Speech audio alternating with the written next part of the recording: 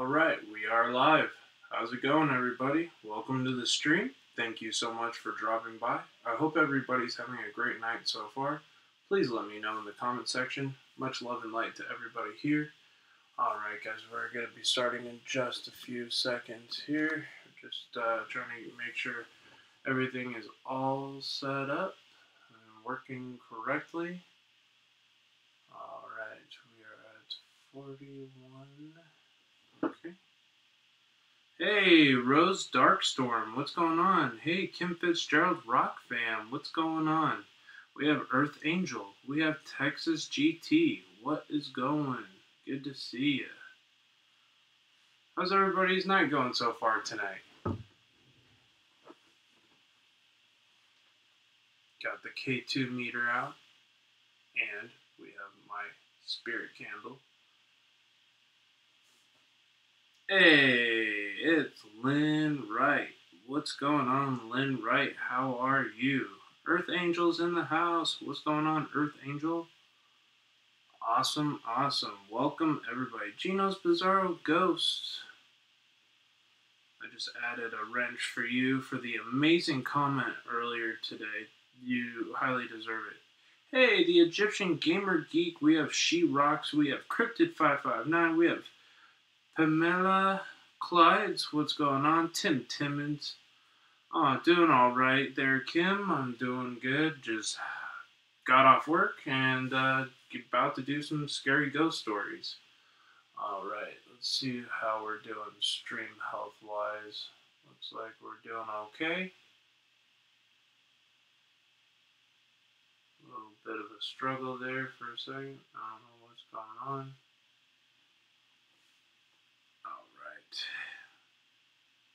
Hey. Cynthia Downs is in the house. What's going on, Cynthia Downs? Anthony's Haunted Rituals. I'm doing really good, man. Good to see you. Just got off work and get to share some scary stories with you guys. And I hope you guys are having an amazing night so far. We already have 19 people in the house. Thank you so much. Yes, I saw that, Mari. I'll have to definitely check that out. Sorry, I've been really busy in between editing for the other channel and doing all that. Laying in bed, relaxing. Hope you're doing well. She rocks. Awesome. Oh, yeah, no, I'm on every Tuesday, Wednesday, and I might be doing a Thursday special. The investigation went pretty good. Other than a little hiccup that happened, everything went pretty well. No real big issues. If anybody saw that live stream on Presence of the Unknown, and if you guys haven't already, make sure you go and subscribe to Presence of the Unknown. That is our paranormal team. I did collapse at that place from the overwhelming amounts of EMF in the house and the amount of spiritual activity. I had complete tunnel vision, which I've never had in my entire life, and I went all the way down to my knees before I regained my thoughts, and after I got out of that certain part, I was fine. Tim Timmons, how was your work today? It was pretty good. It was very, very busy today.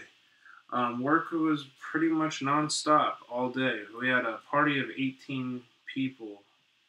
Yeah, party of 18 people. It was pretty nuts. John, my bedroom has orbs that are so bright. I have a disco ball going on in my room. Wow, that is amazing, Pamela. Alrighty. Yeah, I get orbs in my house too, and some other supernatural occurrences. My house is haunted, and the main reason is because the woman who died in my house and her residual energy, very sporadic. Yeah, it was pretty crazy, Cynthia, for sure. It definitely didn't feel good. Like, all of a sudden, I lost my vision, and poof. It was pretty wild. Yeah, it's exhibiting really high amounts of CPU tonight. Is there anything I can do to reduce that? I don't think so. Okay. Let's see. Yeah, it's just gotta be how it is. Hey, Trophy Shot Outdoors, welcome to the stream. Thank you so much for dropping by. How are you doing tonight? I don't think I've seen you on my channel before. If I have, I'm sorry, but I think this is the first time I've seen you. Hey, CTU Diana, what is going on? Welcome to the stream. If y'all haven't considered subscribing to this channel, please consider doing so. I provide content probably about 5-6 times a week. If I can, sometimes it's 5, sometimes it's 6, and unless it's a crazy, crazy day. Oh, wow. Psycho Raid is coming in. Awesome. Wow. Sweet. Thank you, Nicholas. Hey, Psycho Ghost Trackers is in the house. How you doing? Welcome, welcome, guys. Thank you so much, Psycho. I really appreciate it, brother. Awesome, man. Thank you, Trophy Shot Outdoors. I'll definitely have to make sure I check your channel out, man. I'm a huge outdoors advocate. Grew up hunting and fishing, so I'll definitely make sure I subscribe to you. So I got you Trophy Shot Outdoors. I'm Hook TV and Killdeer. I already got you. Hey, Turtle Creativity, what's going on, my friend? CTU Diana, what's going on? Ooh, looks like you have a Spirit Box video, so that's really cool. Make sure to check that out. Alright, we have Nicholas. I'll get you too. I love my outdoors channels, and I will definitely talk to you there. So I added everybody pretty much from the Psycho Raid. So awesome. Looks like we have 2 new subscribers. I really appreciate it. Hey, Panic D, my friends, Sean and... Ooh, I'm gonna get shot again. God, jeez. What's going on, Sean? How you doing? And Sean's wife, much love. Sorry, I have such a bad memory. I do apologize about that. I believe in ghosts. Michael, what is going on? So good to see you, my friend. Sorry, I'm looking at my phone, which is right here, to see your messages. They are popping up on the screen, but it's easier for me to see them on the phone. So thank you for all the raiders, and wow, 31 people in the chat. Thank you so much. Oh, you're so not new. You watch me all the time. Oh, cool. Thank you, CTU Deanna. I really, really appreciate that. Sorry, were you under a different channel name? Marianne, there we go. Thank you for that, Sean. I really appreciate it. Sean and Marianne do this cool thing on Facebook where they gather all this information about some of the most haunted places around the country of the United States, and they categorize it by how many hauntings, how many people have experienced hauntings at those locations. It is so, so cool. I interviewed them when I first started my channel. That interview is under Panic D, Our Haunted Travels, and you guys can definitely check that out. It is super, super cool. We got the Haunted Explorers in the house. We have Gino's Bizarro Ghost. We have Sarah F., Jamie Shipman. There's 34 people in the house, guys. I'm trying to get to you all. Ninja Ghost Panda, iHook TV. Wow, so many amazing channels. Yeah, guys, please go check out my friends at Panic D. They have the Lizzie Borden house among a ton of other different crazy haunted adventures. They are absolutely amazing. And check out my boy at the Haunted Explorers, Murad. He's in Vegas, and he has joined us on our latest adventure to the Stagecoach Inn and the Omen House. So he has a ton of awesome places. Most people don't even get that one. We have been to those locations, FYI. Those are the ones we do videos about. Most people don't. Oh, okay. Oh, awesome, Panic D. Sorry, I was trying to give an awesome brief description of what you guys do. You do such an amazing job, and you deserve a shitload more subscribers because you guys work really, really hard, and I admire you, and I look up to you as a paranormal team. Um, if I could get to half of the locations you guys get to, I would be happy. Let's see. Lee and Ladybug is in the house. Wow, almost 40 people. Thank you so much. Check out my boy Psycho Ghost Trackers. He is awesome too. Psycho Ghost Trackers is an amazing YouTube channel. Okay, take care, Trophy Shot Outdoors. Thank you so much for coming by. The Omen House was intense, you guys. It was probably one of the most intense, like, as far as spiritual activity going on at that house. It was, I actually got full on tunnel vision and collapse, which was really, really crazy. I'll play a quick EVP that's going to be going on to Presence of the Unknown. The little girl, Gwendolyn, and I got this verified. There's a little girl there. Her name is Gwendolyn, and she played the piano for us. So if I can find that EVP. Is there anybody here with us that would like to speak?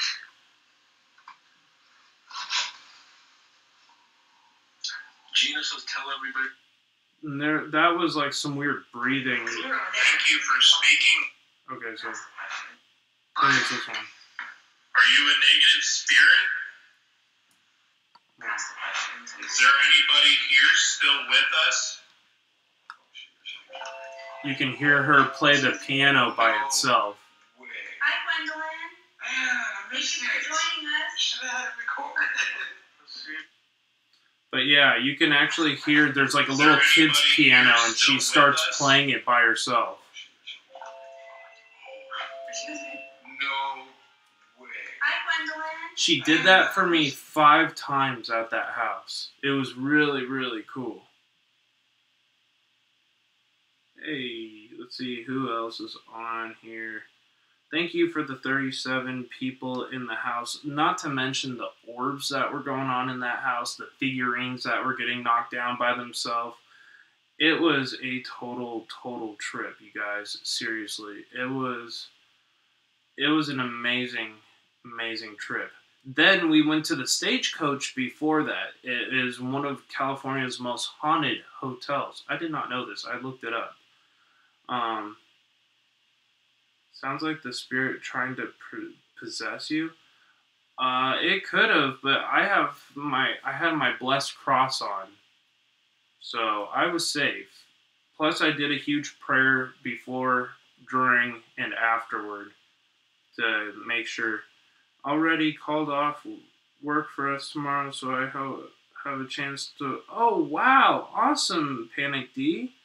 Wow, I really appreciate that, my friends. I ran the paparazzi. What's going on? Thank you so much for coming by. Yeah, that place was pretty nuts, you guys. Yeah, the Haunted Explorers and the Haunted Explorers and Psycho Ghost Trackers from Indiana joined us for that adventure. It was pretty amazing. Yeah, he's used to it, guys. John S. Stalker's in the house. Thank you so much for joining John S. Stalker. Oh my god, that's so funny. If anybody... It's supposed to be John's Stalker. Please don't go in there with the demonic stuff. There's no demonic energy in that house. There's a negative presence, that's for sure. It doesn't like men. And all the men that went into that one room was affected in some sort of way or another. Hey, Native Grammy's in the house. Thank you so much for coming by. I really appreciate it. Alright, let's see. The current analytics. Wow, you guys rock. Alright. Yeah. Whoa. It was... Wow, hold on. Sorry. I forgot I had my volume up because I was trying to get all this stuff shown to you guys, the EVP. So that was pretty wild. Oh, yeah, guys, we're doing the Queen Mary coming up on the 23rd. Sorry, yeah, the 23rd, we're doing the Queen Mary. It's going to be pretty crazy. Hey, thank you so much. I really appreciate that, Native Grammy. 39, about to hit 40. Awesome, Nicholas. Heck yeah. That's awesome. Guys, if you haven't subscribed to my channel, please consider doing so. And make sure you hit that bell notification so you don't miss out on content. It's about to get real. We're about to do some real projects. Murad and I actually have some big plans coming up this year. Huh, Murad? We're planning on possibly doing an expedition project at some point. I don't do haunted houses well because I have ESP, actually. Oh, wow. I know, we need to go up there. I think our big trip is gonna hopefully be Massachusetts this year for Salem and for the Lizzie Borden. But that is so far away from now, I'm not even considering. I'm considering a possibility, but it's not 100%. Hey, Ghost Mode's in the house. What's up, Ghost Mode?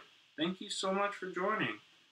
Yeah, we're thinking about doing a large expedition of California and Nevada, known as the Nevada Triangle. If you guys never heard of it, look it up. It's pretty wild, you guys. It's going to be a pretty intense trip. This little backstory behind that is there's been over 2,000 plane crashes mysteriously over that area since World War II, I believe. Yeah. It's ghost mode. Ghost mode. If you got me, comment and I'll hit you back. Hey, Ray the Fam, what is going on? Sorry, buddy, I didn't see your thing there. I apologize about that, Ray. How you doing, brother? It's good to see you. Ghost mode.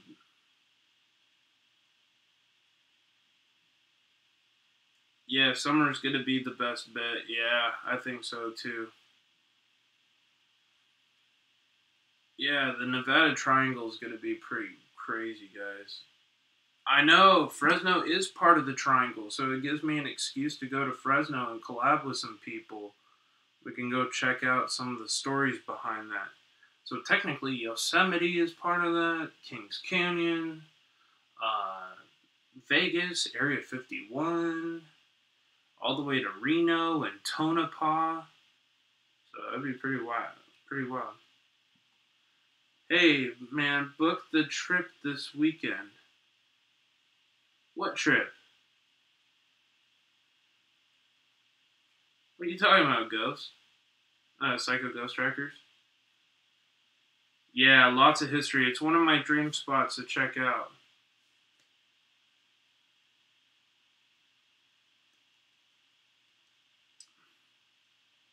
Yeah, Murad is pulling a no sleep. Yeah, oh, you're already planning a trip to Massachusetts. Oh, that's cool. Heck yeah. I think we're gonna, if we did that, it would be sometime October, November? Not sure. But we got a lot of investigations in between, including an old adobe house that we're just trying to find a date for. And we're also, which is actually in our local area. Holy smokes. Keep doing what you're doing and spreading the paranormal world. Awesome stuff. Wow. $10 super chat. Holy cow, man.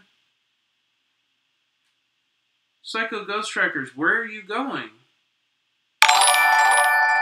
Wow. Panic D, Sean, and wow, man. Thank you. I really appreciate that. Seriously, you didn't have to do that? Wow. Keep doing what you're doing and spreading the paranormal world. Awesome stuff. Awesome. Well, I'll definitely make sure I return that favor there, my friend. Hey, Johnny Cook Jr.'s in the house. How you doing, Johnny Cook Jr.? Much love. How is everyone? It's bad here not to leave the house. Oh, yeah. Oh, yeah, Skinwalker Ranch would be pretty wild. Hey, Karate Mitchell, what's going on? Good to see you. Cryptid559 is another YouTuber I want to meet up with. Psycho Ghost Trackers, let me know when you want to come up. Are you coming up this weekend here? Or are you going to Vegas?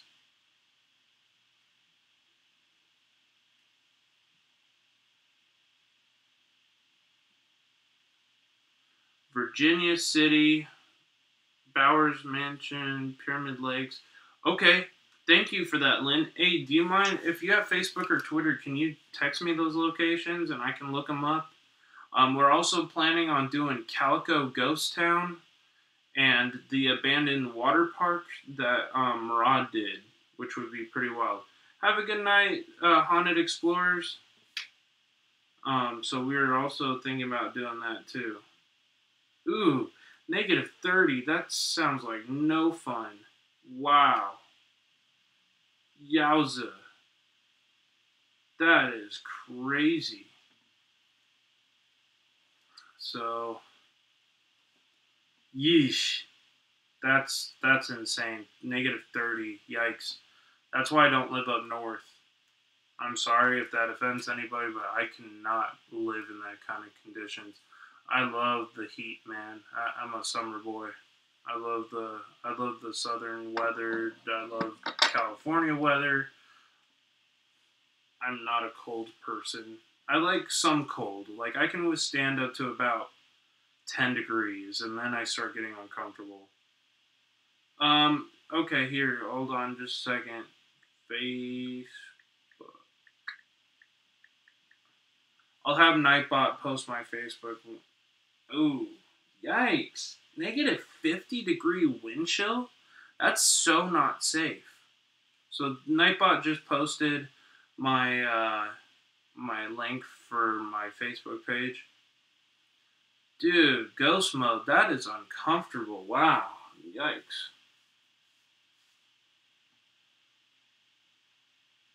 Oh, wow. That sounds awesome, Panic D. Holy shit. Man, I'd love to be doing this full time and making like a career out of this, and so I wouldn't have to work a full time job, and so I could meet with all these people and go to all these places. That would be my dream. I'm here in Central California. I used to live in North Carolina. I lived in Louisiana, Texas, Arizona, some really cool places. Oh, yeah, I'm still going live tomorrow night. Yeah, I'm going live tomorrow night too. Did I have the wrong day booked? It shouldn't have been. Wow, 41 people watching. I just saw that. It dipped down to 39, but that's awesome. Hmm. I know. No, I'm saying I'm booking a trip this weekend to. Oh, okay. Psycho Ghost Trackers. Gotcha. Well, Karate Mitchell, there's no self-promoting unless I give authorization. There's no. This is not a sub for sub stream. You can definitely support one another. Oh wow, you're in Visalia. Okay, you're not too far from me. Definitely would have to meet up one day. That'd be cool. I love fishing and hunting, so I would definitely be down to join you on that one. Hey, sharing Ricky's vlogs. What's going on? Wow, I can't believe this. 40 people in the chat. Oh, you're falling asleep? Do you want me to get to the scary stories? Alright, I know. Am I getting boring? I'm sorry. Michigander man, what's going on, brother? Good to see you. Sorry, I'm trying to shout out everybody and say hi. It is late at night, so. Oh, send an invitation link. Ooh, I don't know how to do that. Let me see here. Can I do that? How do I guess?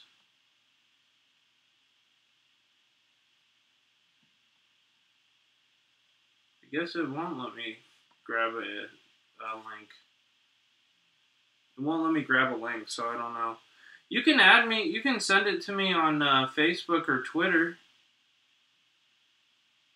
DM me on Facebook or Twitter and send it to me. Hey, Eckle, what's going on? The weather is a scary story? Yeah, it sounds like it. Hey, Kyoko Rock Fams is in the house. What is up, Kyoko Rock Fams? We got Green Street Recycling Man in the house. Welcome, Green Street Recycling Man. The Sharpshooter's in the house. What's up, Sharpshooter? We're doing scary ghost stories at nighttime. Alright. You're gonna put your phone down and listen. Oh, okay. Gotcha. It's great to see you, Michigander Man. Yeah, this is my mic. I keep playing with the springs, so I have to find all the springs to attach so it can be more level. But yeah, this is my mic. Let's see if I can attach this. Yeah. Woo. Okay, hold on.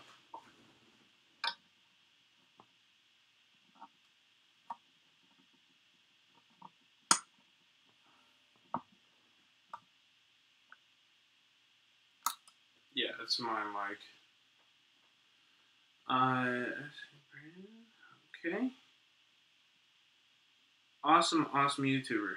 I gotta go to bed. Gotta work in the morning. Joyce of Walmart. Just wanted to pop in and say, hey, thank you so much, Tim Timmons, for coming in. I really appreciate it. Thanks for dropping by and showing your support. We have a haunted bank in my town. Hour from San Francisco. Wow, that's pretty awesome. Alright, take care, Mari. Have a great rest of your night. Much love and light, my friend. Thank you so much. Alright, let's see. So, I gotta shout out my patrons. Patrons are awesome. Okay, so we have a new patron. We have Creators Alliance, Joker, pledged $2. Let me find the whole list. Kim Fitzgerald Rock Fam, Herman the Great, Chris the Ghost Hunter, Sharpshooter. We have Jen's Journeys and Broken Angel. So I'll say that again. Creators Alliance Joker, Herman the Great, Chris the Ghost Hunter, James Sharpshooter, Jen's Journeys, Broken Angel, and Kim Fitzgerald Rock Fam. So those are all the current patrons for this channel. If you guys would like to sponsor my channel and help with some of these investigations, you can help support us on Patreon. And that money goes to putting towards investigations. I was thinking about getting a Patreon, but not sure yet. Okay, nope. That would be awesome. Michigander Man, you totally should, man. I think you should. I don't know if I have any stories like that, Karate and Michael. Most of mine are... There's some scary ones. I'll definitely read some. I was just trying to do some formal announcements for about 30 minutes, talk about what was going on. Have you ever been to the haunted Toys R Us building in Santa Clara? No, I haven't. Are you able to get into it? God, you're going to have to message me all these places, Lynn, right? Jeez. Because that sounds awesome. It's nice to welcome Pamela. We are all friends. We all want to greet one another. Heck yeah.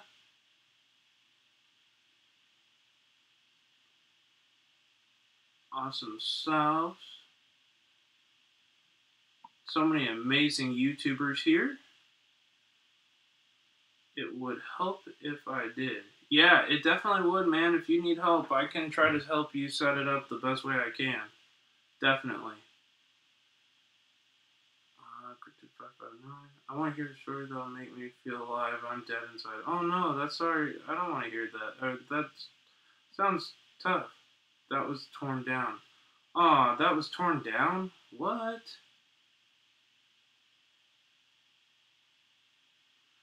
That sucks. Well, thank you for the 36 watching. I am going to get to the scary stories here in just a minute.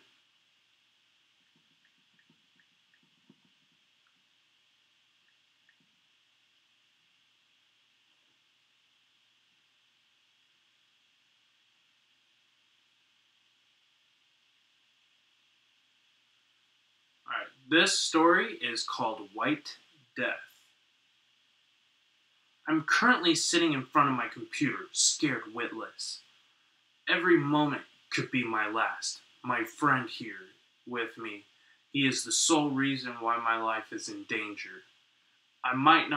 This might not make sense at first, but let me explain. It started earlier today when my friend of mine burst into my house, slammed the door behind him.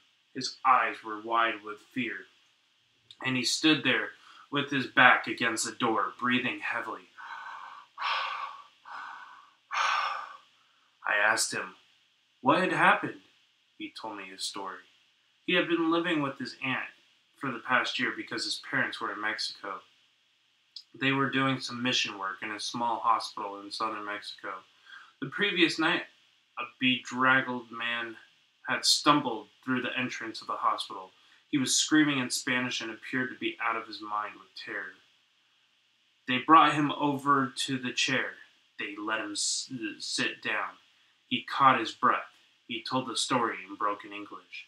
He claimed that his sister had been killed by something he referred to as La Marato Blanco.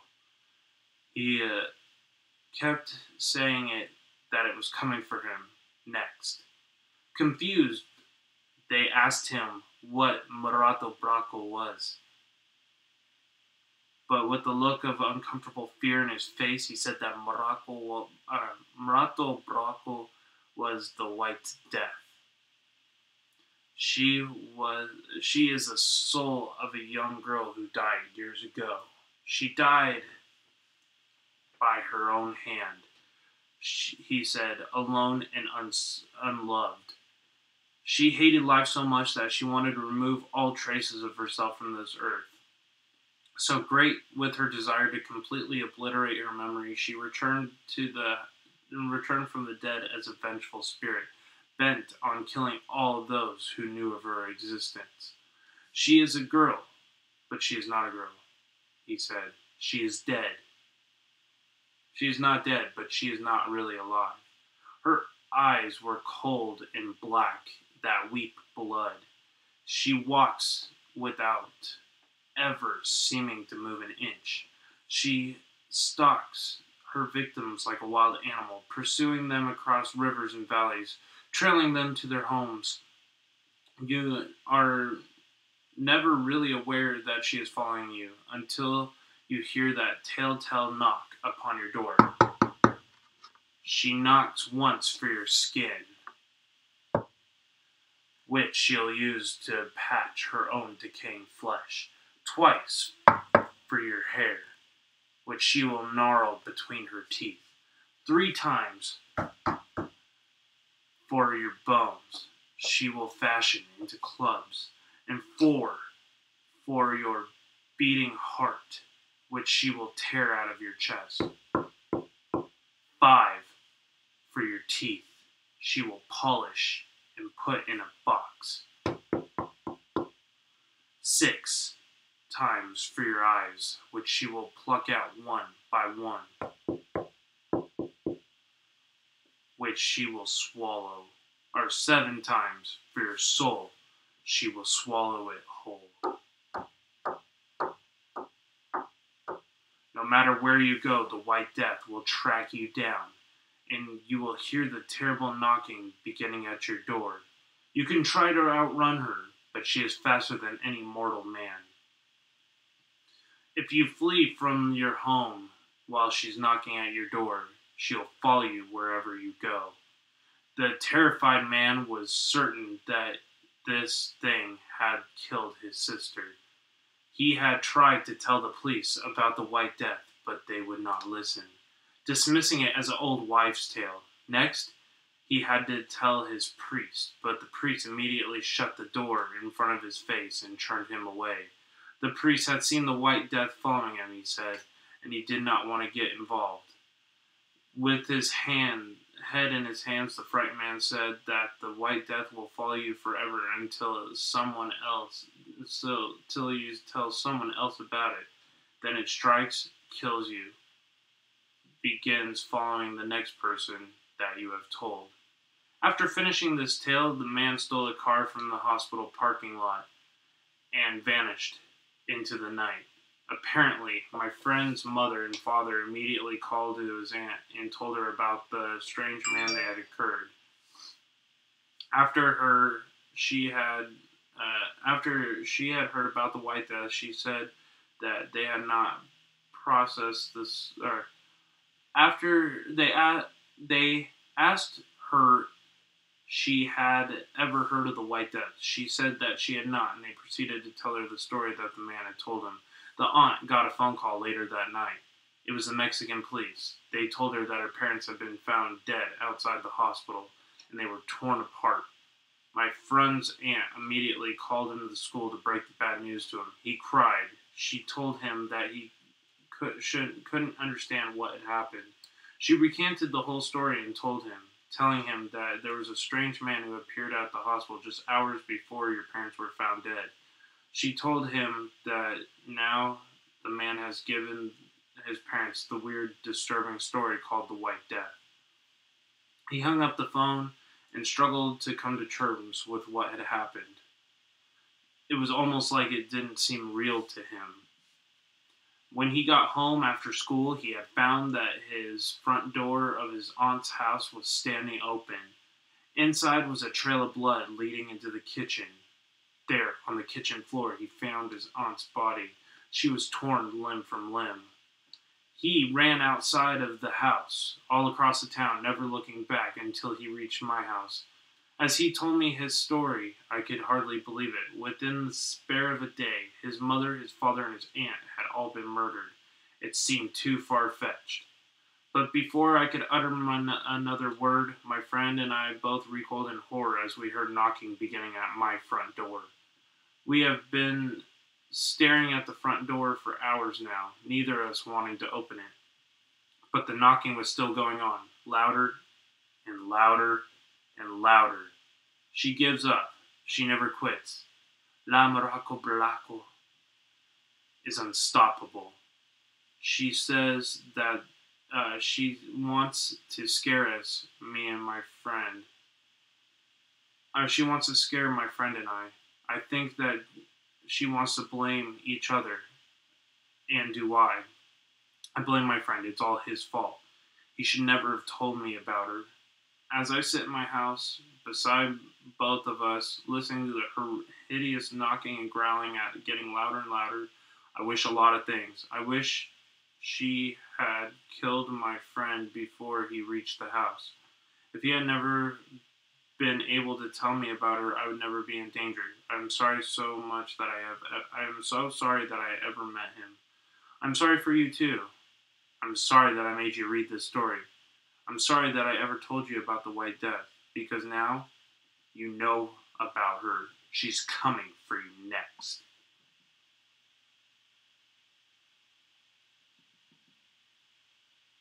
Hope you guys enjoyed that story.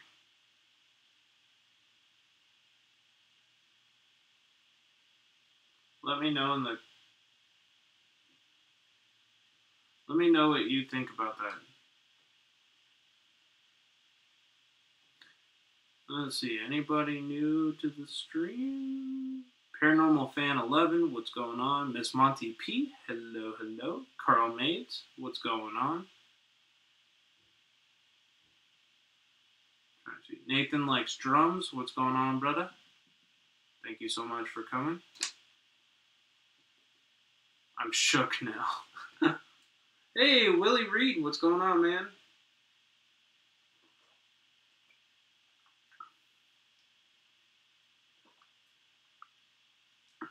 That was a pretty good story. Not gonna lie. That was a good one.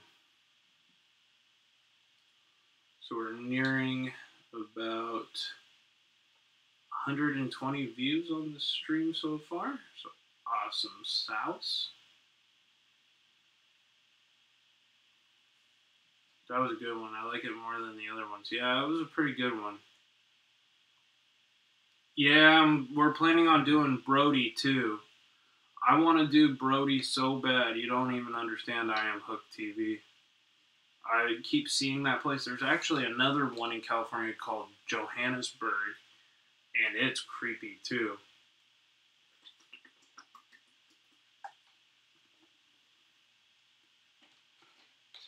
We'll be going on some more adventures soon. Trust me. Alright, you guys. Alright. Have a good rest of your night, Earth Angel. Thank you so much for coming by. I really appreciate it. Thank you for all the people who are watching and headbangs on the table. Ever since you said the name Marianne, I have heard the theme song for Gilligan's Island. Oh no. The Legend of Shrek? Like the character? Like the ogre? Oh, isn't it Donkey? Oh, come here, Donkey. Where is Fiona?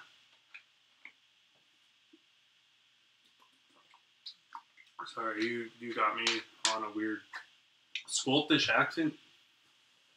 My hometown has a ghost town. Turn of the century mortuary. Wow. Is that in California? I want to go to that. That sounds freaking crazy. Wow. Thank you for the 33 people watching. I really appreciate it, guys. That's awesome.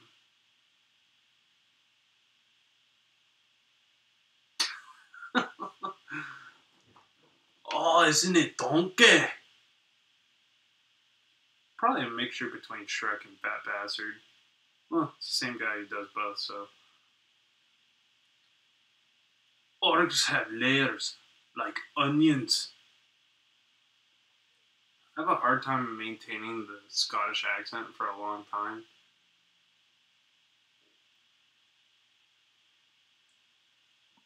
Oh, okay. Cool. Lynn, that would be awesome. We'd love to check that out for sure. Ogres have layers. Layers like onions.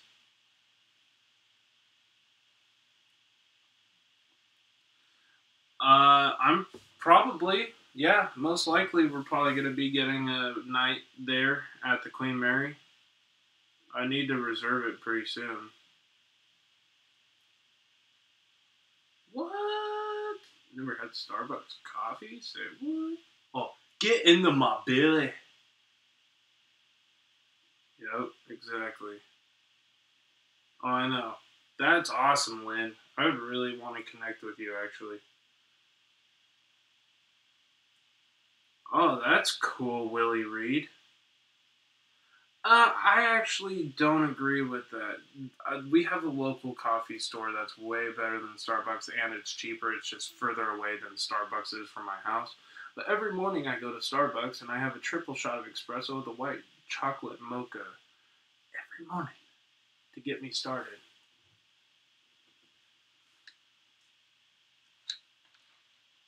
That is awesome, Willie. Guys, if you haven't already, please make sure you share this out on Facebook and Twitter. I gotta go get a computer cord. Apparently I forgot.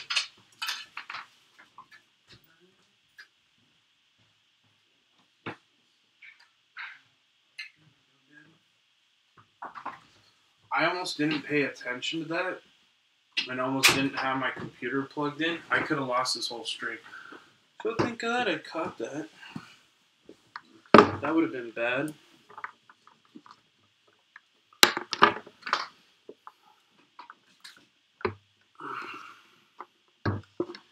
And saved. Cool. Well, at least I saved that. Oh. What is going on here? we go.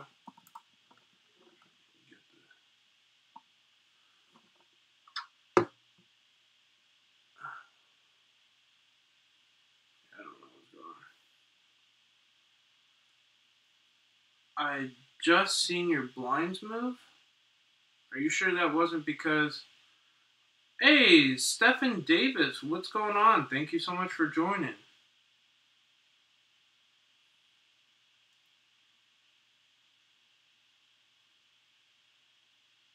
Hey, Eric Garcia, what's going on, man? Welcome to the stream. Tina Stewart, hey, how you doing? Thank you so much for coming by. Hey, we got Jelly Duck 100, what's going on? Oh my god, are you talking about the Madonna Inn here in San Luis Obispo? Yes, I've been to that place many times. I've never got a haunted vibe out of there. I've been there 100 times. I live in San Luis Obispo. So yes, I've been there many of times. Never stayed the night there though. Steven? Oh, okay. I apologize about that, Steven. Because I know people named Stefan, but I do apologize about that. I've seen a dark figure at restaurants. Oh, it's 10:42. That's awesome. Wow, that's awesome there, iHook TV. Sweet. Wait, Murad is here? From Haunted Explorers? Yeah.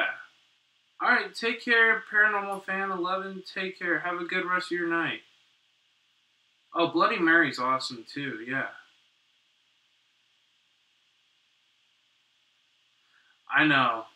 Murad is awesome people. He's such a down-to-earth guy, because I actually got to spend a lot of time with him when we were investigating, and afterward. Me and him were kind of like road dogs last weekend. We're going to be doing a lot more trips with Murad, too. Canada. Alright, so 33 people watching. Okay, guys, I'm going to do another scary story.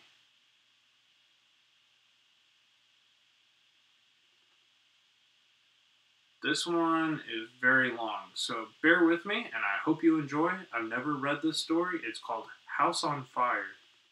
Let me tell you about my night that changed my life forever. The night I thought I was going to die. The night I almost lost my sanity. It was a warm spring night. I was 13 years old. My parents had gone on a holiday for the weekend, leaving me home all alone. I invited my two best friends, David and Arnold, to keep me company. They were in my bedroom listening to music. Arnold reached over and lowered the volume. Hey, why don't we tell some scary stories, he said. I'm in the mood to scare. Sounds like a great idea, David said. Who's going first? I have one, I volunteered, but I don't know if I should tell it. Aw, come on, man. Let's hear it, David said. Oh, I said it was a terrible story. It was a terrible story I heard once.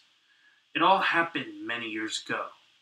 There was a man who had a 7-year-old son.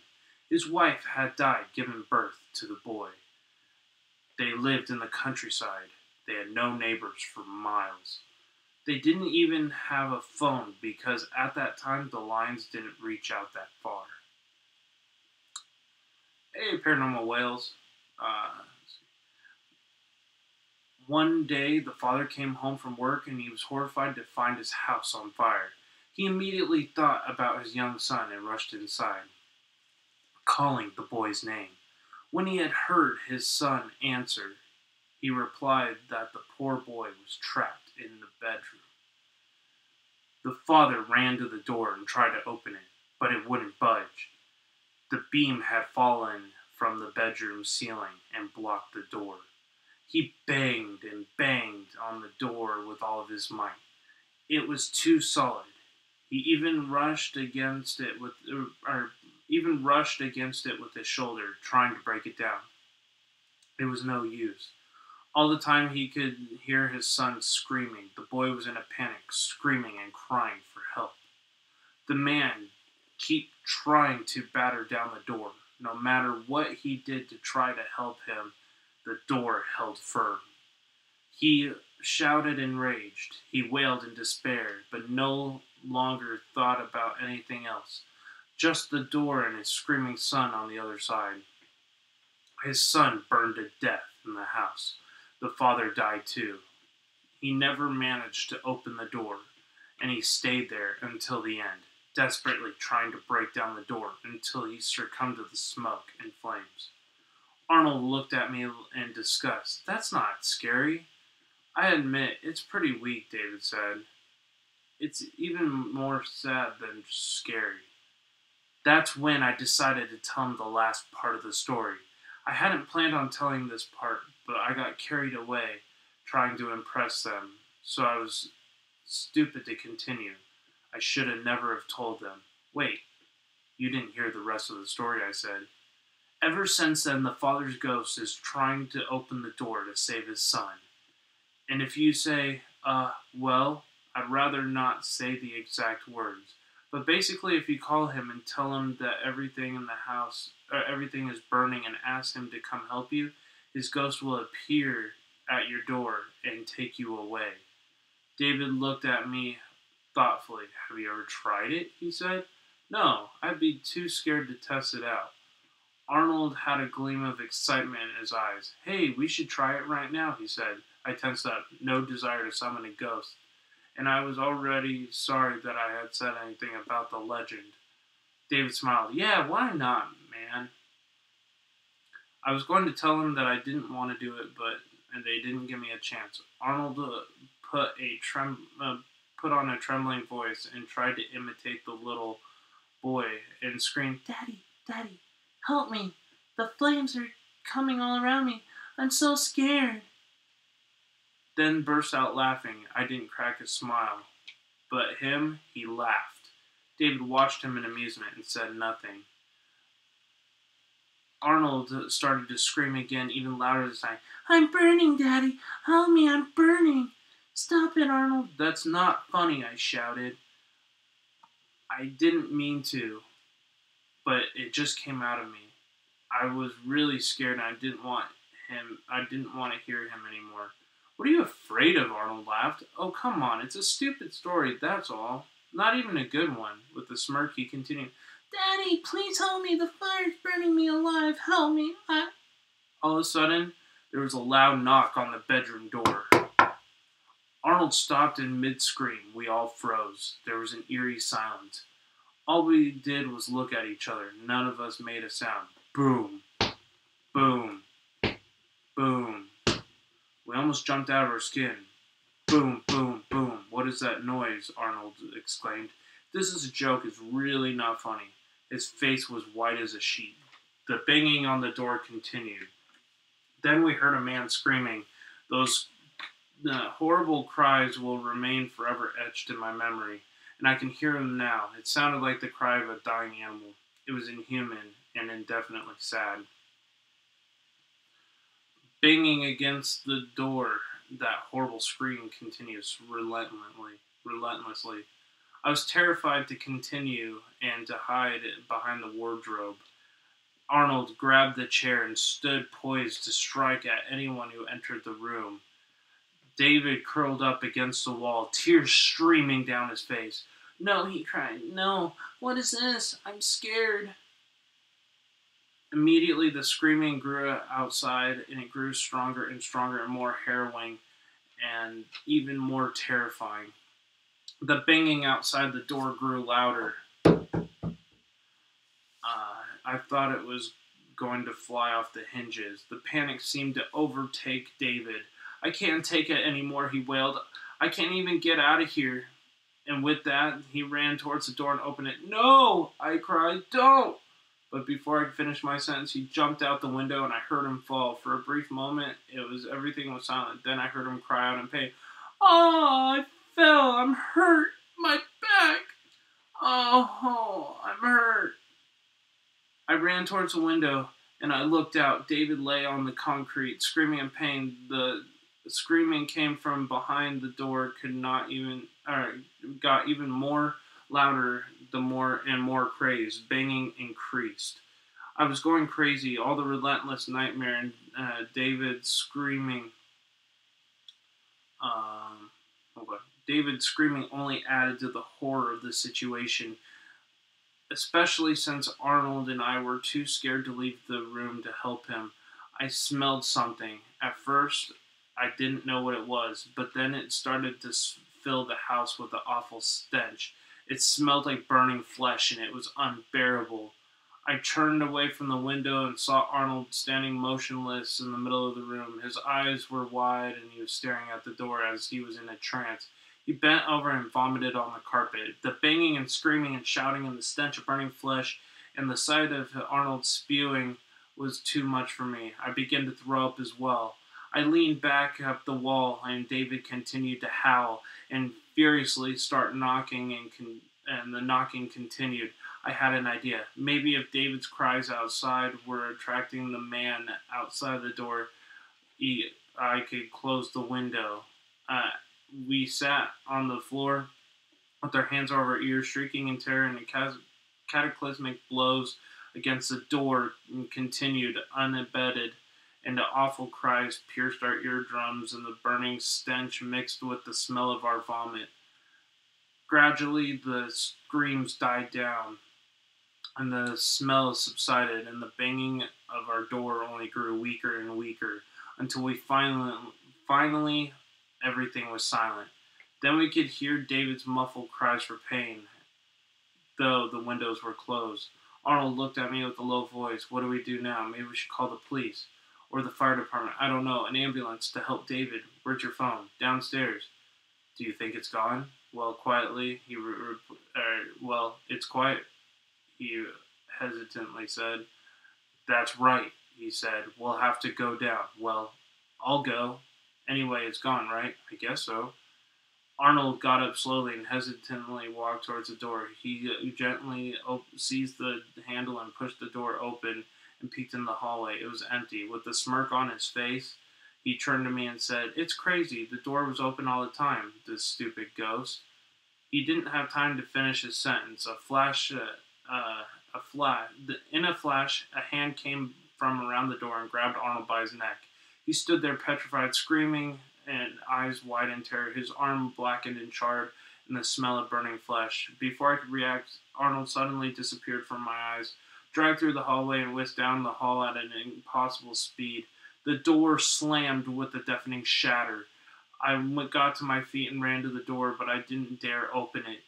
I called Arnold's name again and again, but there was no response. I couldn't even bring myself to the open door. I was afraid that the charred man was still there. Nobody saw Arnold again after that night. My parents took me to a psychologist. I never told her anything, not even my parents. They wouldn't have believed me anyway. David did the same. He spent a whole month in the hospital. He broke his back during the fall. Even today, I still have fear of opening doors. I am terrified of what I might find on the other side. Sorry that story was really long, guys. It was really good, though, so let me know what you guys thought. Good night, Sherry. Hey, WWWC. What's going on? Hey, Paranormal Whales. Oh, awesome, Debbie. Thank you so much for joining. I really appreciate it.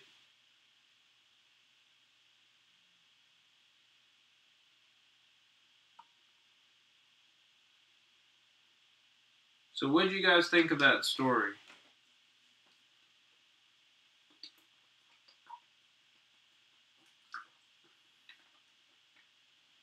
Awesome. Thank you so much for sharing this out. Oh, jeez.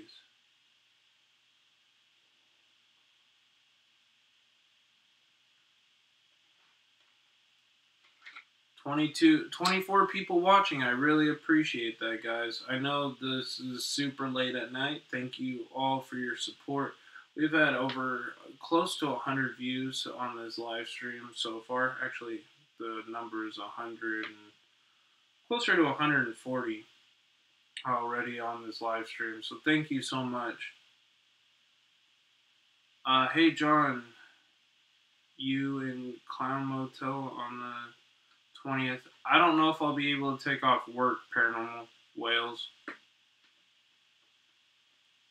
I'd love to be able to read too.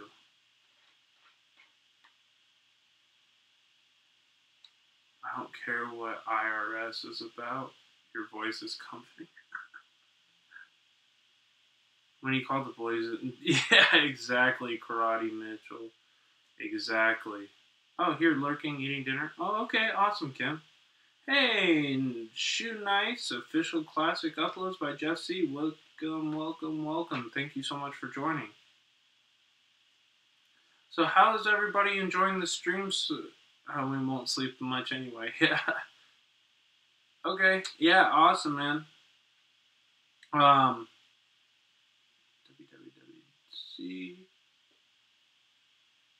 Debbie, I supported your channel and I hit the bell, and I'll definitely make sure to look out for your content. That's cool. Sharpshooter's your mod too? Cool. So, what do you guys think of those who are new to the channel? What do you guys think of the stream? How do you guys like the layout? Is there anything you would like to see in the future? Maybe a change? I try to improvise and try to make it look as professional as possible for you guys to enjoy the content here. So definitely give me some feedback. I'd love to hear it. What do you do for work? You need to be on TV with Murad. I am a night shift clerk at a hotel. Oh, awesome, the sharpshooter. You love the layout. Awesome. Yeah, I do. I did all the artwork by hand for the banners and for the thumbnail. I hand designed it all and made it look like an old TV screen with that poltergeist hand, and yeah, I did all that. It took a long time, trust me. And actually, that text is not available anymore, which kind of sucks because I really like that text for this channel. But the app that I use to create that text does no longer support that text style. It is haunted. Hey, Marytown's Place, how you doing? Thank you so much for coming by. Guys, if you have not shared this on Facebook and Twitter, that's really all I ask here is if you guys get the word out that this channel exists, please make sure you share this all out, guys. Wow, 80 away from 400. Awesome, Paranormal Wales. So we had at one point like 42 people in here, so that was awesome.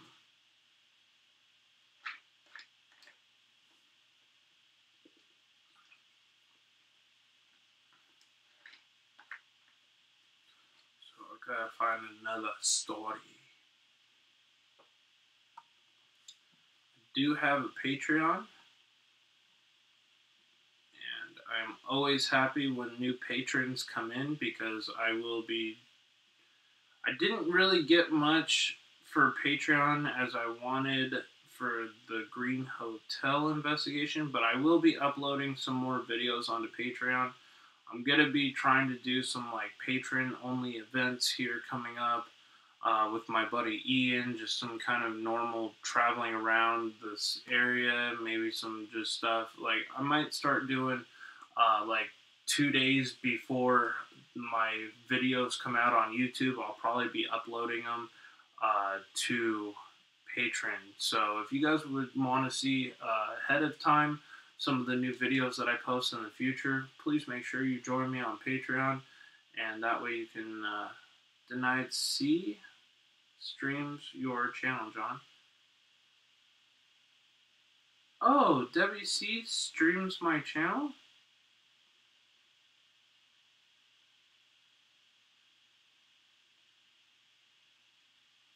Oh, that's awesome.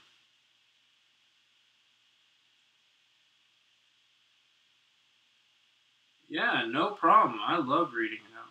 Yeah, there is a lot of paranormal channels in here, guys. Lots of paranormal channels.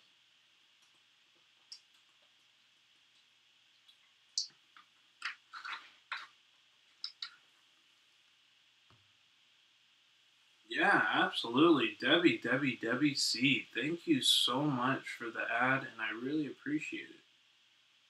I'm not sure.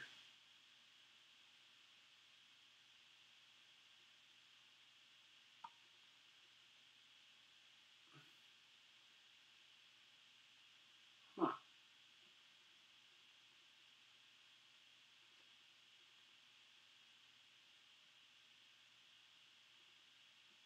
Who is this that's streaming the thing? Huh. Alright, so anyway, I'm gonna get back to reading the stories.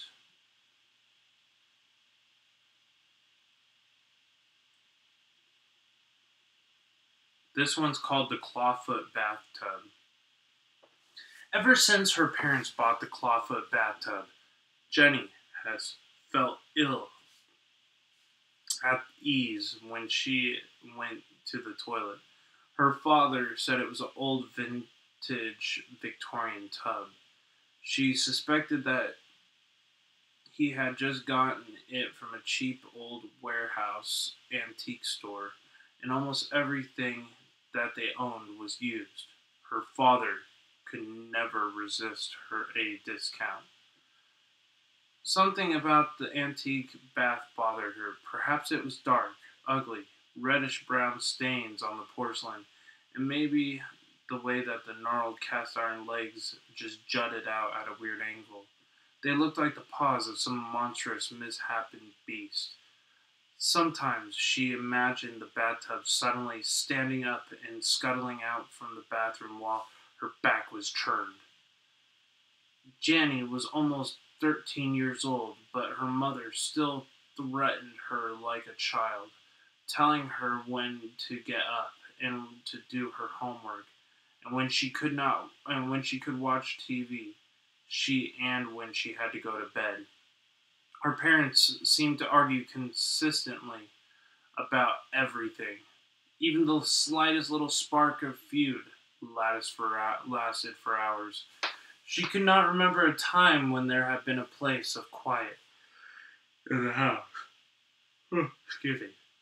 All along, her mother and father would be at each other's throats, having arguments after argument. One Often at night, her parents were yelling and screaming. Jenny would just put a pillow over her head to block out the noise and cry herself to sleep. With all the chaos at home, the young girl felt at times she was losing her mind. Lately, she began to doubt her sanity more and more.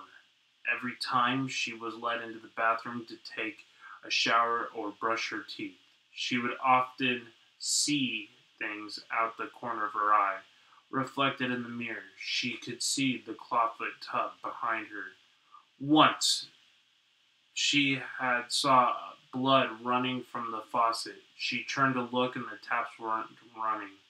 Another occasion, she fancied she saw some type of dark, shadowy shape lying in the tub. Its head was barely peeking over the side.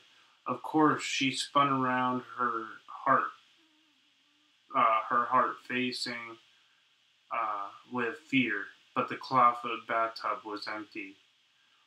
Whenever she undressed or stepped into the tub to take a shower, she got the strangest sensation that she was being watched.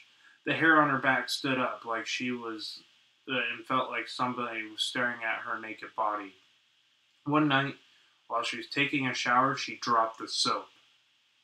Don't drop the soap. Sorry, bad joke. She bent down to pick it up in the bathroom bottom of the tub. She lost her balance and fell forward. Suddenly, it felt as if the hands were grabbing her and held her under the water. The terrified girl kicked and struggled, eventually freeing herself from the inevitable paws that seemed to be clutching tightly around her skin, grasping for air. She thought she could hear a faint laughter echoing around the small bathroom. In the morning, she decided to pay a visit to the local antique shop where her father had purchased the clawfoot tub.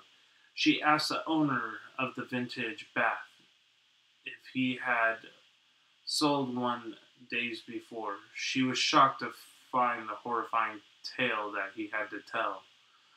Apparently, the clawfoot bathtub dated back to the Victorian era. A man said it belonged to a once famous revealed serial killer named George Hay. Yeah, Haigh. Hay. Jenny's jaw dropped, and she began to shake in fear. The man said that the serial killer would lure young girls back into his house and run a bath for them, and while they were bathing, he would spy at them through a peephole that he had drilled into the wall. When they were least expecting it, he would pounce on them and hold them under the water until they drowned. Even the evil murderer then chopped up their bodies with an axe and disposed of the pieces in the garbage. After a number of young girls had gone missing in the area, the terrible deeds finally caught up with him. The neighbor was snooping around in his trash when she came across the grisly remains. She contacted the police. She arrested him and put him on trial. She had him arrested and then he was put on trial. He was found guilty and executed by hanging. Jenny was terrified beyond belief. She believed to convince her parents to get rid of the clawfoot tub before something happened to her. The young girl had ran back into the house as fast as her legs could carry her. She had gone home. Her father, sitting in the living room sofa. The TV was off and the house was deathly quiet. "Where's Mom?" Jenny asked. "She's upstairs taking a bath," said her father. "I'll go check on her." Jenny was on the sofa while her parents were upstairs. The house was quiet. It unnerved her. She wasn't used to this much silence. Suddenly she heard a series of short, sharp clunks coming from the stairs, followed by a shallow, deliberate footstep that echoed through the ceiling and traveled down the stairs. His father appeared at the door of the living room. His eyes were glazed, and he had an odd look in his face. Then she noticed he was holding a bloody axe. "Your mother is finished," he growled. "Now go take your bath."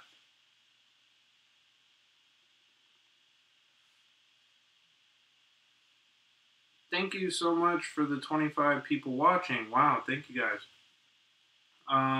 Hey, Lou Rock, what's going on? Oh, no notification? Try it. If you're not getting a notification of this live stream or any of my streams, guys, unsubscribe and resubscribe and hit the bell button. It's been happening a lot to people. It's not me, it's YouTube. And it's not you guys.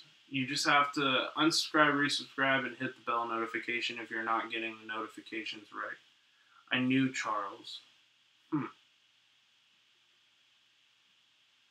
How you doing tonight, Lou Rock? Hey, Kenshawa's in the house. How's it going, brother?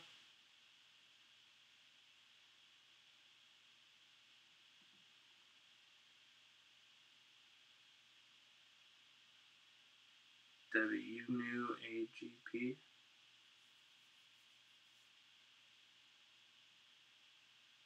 Oh, wait, you knew Charles? Who's Charles? Are you talking about Manson?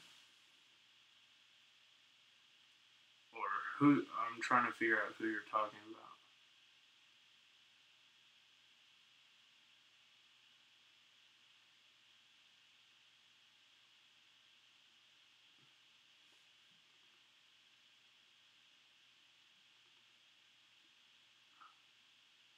Who is AGP?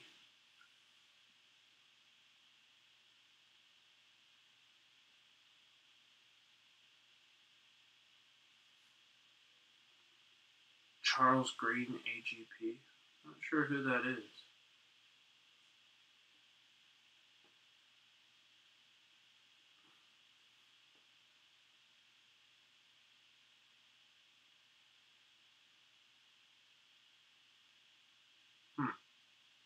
Okay. What's going on? Oh, really? Aw, that's so sad. I liked Angry Grandpa. Angry Grandpa was cool. I was watching a tribute video of him actually lately. So sad what happened to him. He was such a big YouTuber too.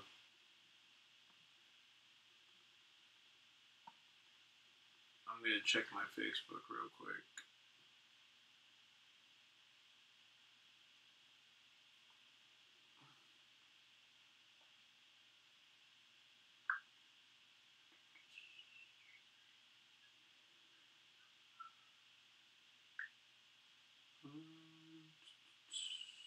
Trying to see here.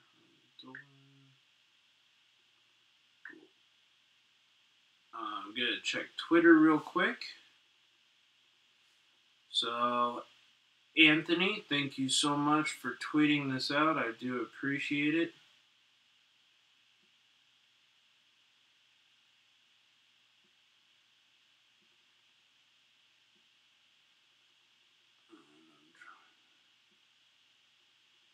Alright.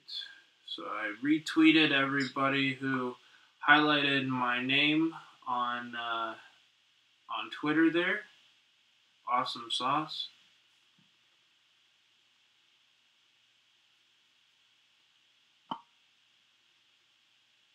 Let's see here. Check out my channel and I have things I can show. Okay, awesome. Okay, definitely. I'll definitely make sure I check that out. Oh, the kid behind his camera is... Okay, I'll definitely check that out.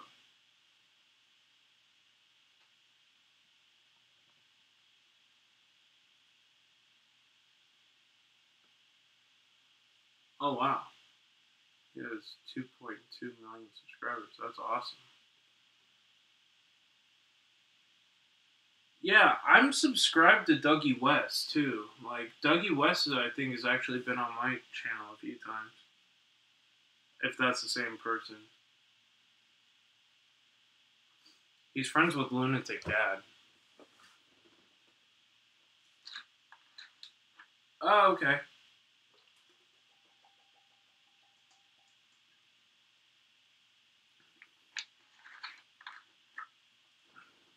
Alright.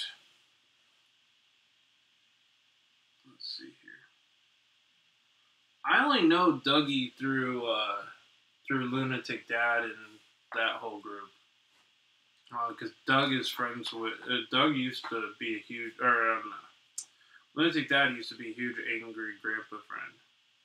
Oh, cool. Hey, Miss Monty P, what's going on? Alright. Oh, cool.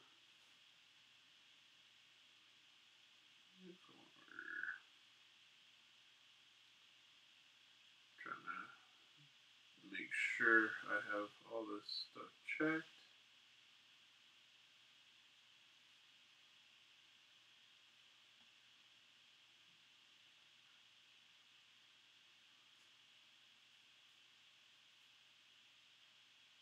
Oh, okay. Yeah, Debbie C. I have seen you around quite a few times. I thought I was subscribed to you, which is weird. Baxter's doing good. If anybody doesn't know who Baxter is, Baxter's my dog. He is just asleep right now, so he's just resting. Yeah, Lunatic's a good guy. I like Larry. He's cool.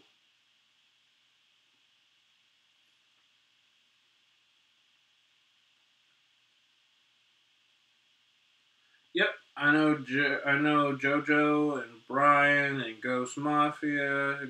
I've interviewed them on my channel before, and the rest of the Nation's 13 crew. They're all good.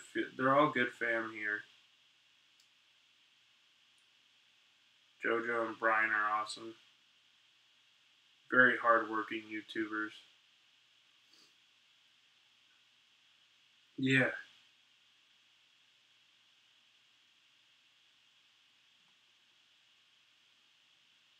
Let's see here. What is going on? What is going on?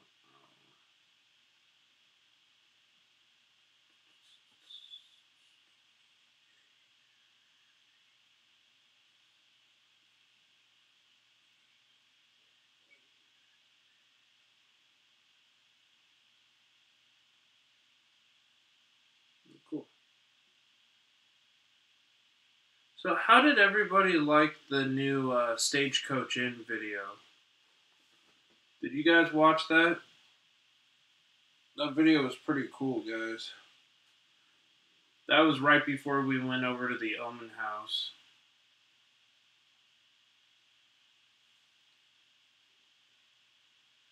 Yeah, I remember when he did that. I was in his stream. I'm one of his mods. Yeah, Nations 13, they're good family. I used to be a part of Nations 13, but I left because I just couldn't deal with it. It was just too much for me. But I respect the people that are in Nations 13. Yeah. I did a very cool video. Oh yeah, you like the video? I know, I want to do that place at nighttime too. I really want to try to do a night investigation. Joe and I are trying to get in contact with them to pull a permit for doing that location. Or some kind of way of checking it out. Because I really, really want to do an all-nighter at that place. It's pretty crazy, guys. Yeah, it was my last video before... it was my last video before the one that... Or, sorry, it was my last video that I did before I did my other video. Yeah, before my live stream. Sorry, it's late. I'm like trying to rekindle in my head what's going on. But, so yeah, this stream is about 160 views so far, and we're about almost halfway done. So, awesome sauce. Enjoy the video. Awesome. Very good. Oh, nice. Alright, take care, Karate Mitchell. Have a good rest of your night, my friend. Much love and light. Alrighty. So let's see here. Cook for Mitchell and Bridget. Oh, Michael and Bridget. Oh, how cool. That's awesome. So I'm assuming you live somewhere in the same area?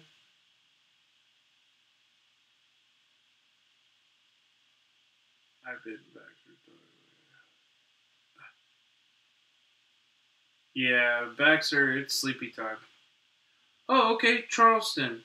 Okay, I used to live in Wilmington, North Carolina. I love Charleston. Charleston's beautiful. It's also haunted as hell. Going out, checking the old Fort Sumter area. Going to some of the old historic houses, especially that were owned like by the Bellamy family, which were pretty prominent in Wilmington, North Carolina. And then those traveling along and doing like the coastal battle sites. Because most people don't know, but Charleston was actually the kickoff for the Civil War. And Charleston got hit hard.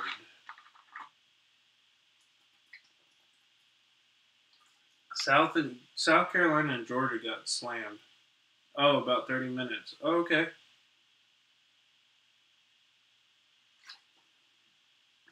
Hey, Cuddly Cathy, what's going on? Thank you so much for joining.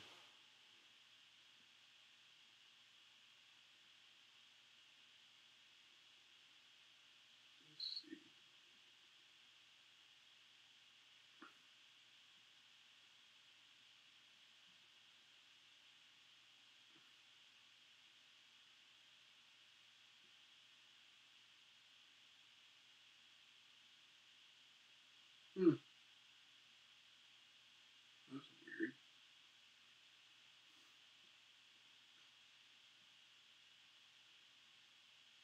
That is very peculiar. Huh. I was just looking at something real quick and I noticed some weird little glitch on YouTube. But anyway, um,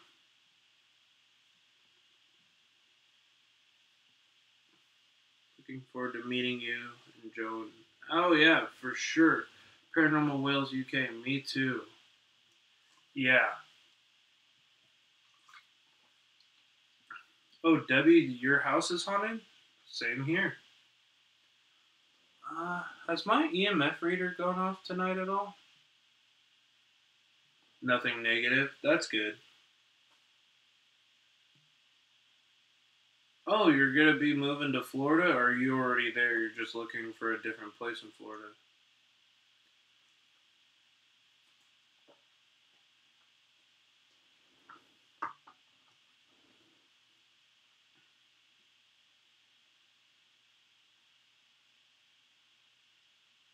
Hmm.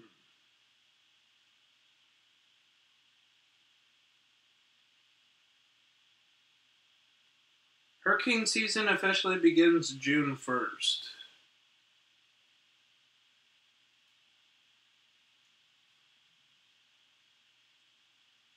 Oh, you're in North Texas or Dallas? Yeah, anywhere on the East Coast, you have a good chance. Charleston's one, North Carolina's another that gets hit pretty hard. Florida gets slammed almost every year. Any big storms that come through the Gulf usually rip through Florida. So just make sure, and really nowhere in Florida is safe from hurricanes. Actually, really nowhere in the South is safe from hurricanes. Alright, have a good night, Paranormal Wheels UK. Much love and light. Take care, buddy. Thank you so much for coming on. I'd rather have a haunted house than be haunted myself. Yikes, lol. Hey, what's going on, Atlantis? Alrighty, guys.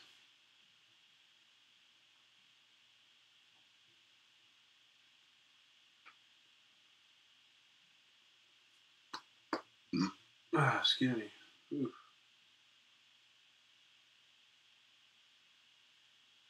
The story is called Black Hair. Black Hair is a scary story from Japan, so I hope you guys enjoy. Alright, I'm gonna adjust this real quick. Alright, so I'm gonna try to read this closer to me. Alright, so there was a Japanese man who had grown tired of his wife. They had gotten married. She was the most beautiful girl that he had ever seen, with long black hair, brown eyes, and soft skin. However, over the years, her looks had faded and she grew fat. Her face became wrinkled. He realized he wasn't attracted to her anymore and decided to leave her. The old man wanted a divorce and promptly moved out of the house. He rented the apartment in the city and took to visiting bars and clubs trying to find new romance. It wasn't long before he found a stunningly beautiful young girl. She was only 18 years old, tall, slim, long flowing blonde hair. He was instantly smitten, and within weeks he asked her to marry him. The blonde-haired girl accepted, and after they got married, she moved in with him. However, as soon as the ring was on the finger, the girl's behavior started to change. Before the wedding, she had been sweet, pleasant, and polite. Now her attitude was hard, mean, and rude. She was very vain and seemed to spend hours in front of the mirror, peering, applying makeup, and gazing at her own reflection. She was very demanding and told him to spend all of his money on her. She forced him to buy new clothes, new jewelry, new gadgets, and a new car. One day, the man came home and took a look at his new wife. All the makeup, eyeliner, mascara, eyeshadow only hid the ugliness inside. He began to wish he had never married her. As the years went on, the man longed for his old wife. She may have been old and overweight, but she had a kind of caring and she was kind of a caring and compassionate person. She tried to. He cried, and when he remarked her soft voice, her gentle smile, and her internal patience, he regretted the day that he ever divorced her. He gradually realized that he still loved his first wife more than he could ever love the blonde girl. He began to understand that he had thrown away the only woman that ever truly loved him. Sometimes in his dreams, he would see his old wife sitting alone in the room, long black hair covering her face. Late at night, he would ask himself how she was living and what she was doing, and would she ever take him back. One night, after a bitter argument, he decided that he had endured enough. He couldn't take it anymore. He left his blonde wife. He left the city, mad, uh, and longed for the journey back to his old wife's house. When he reached the street, it was already late at night. The house looked deserted, tall weeds growing in the garden, and the windows were cracked and broken. Tiles were missing from the roof, and walls looked like they hadn't been painted in years. He knocked on the door, but nobody answered. Then he tried to handle the front door, then he tried the handle for the front door. It wasn't locked. He walked inside and found all the rooms were empty and silent. The chilly wind was blowing through the broken windows. Going upstairs, he opened the door to the bedroom, and he was startled to see his wife sitting there at the edge of the bed. He ran to her and embraced her in his arms, crying on her shoulder. Though the years he had told her how much he had missed her over the years and begged him to forgive him for leaving her. Her face was covered in long black hair, but her voice, whispering in his ear, she told him, "I'm glad you came back to me," she said. "If only a moment." "Only a moment," he replied with a laugh. "I'm good back here for now. Now we could spend the rest of our lives together." He brushed her hair from his face and leaned in to kiss her, but when he opened his eyes, he screamed in horror. Her face was dirty, a moldering skull. To his horror, he realized that he was clenching his arms was just nothing but a sack of old dusty bones and long stringy black hair. The man stumbled across his feet and tossed the bones away from him in disgust. There was a dim light shuddering and the sickening feeling spread throughout his body. He ran downstairs to the street. He found a neighbor and demanded to know who lived in the old broken-down abandoned home. "Nobody is living there now," he said. "Years ago it belonged to a woman who left her when he divorced her to marry another woman. She was so distraught she killed herself soon afterward." Hey, Tara.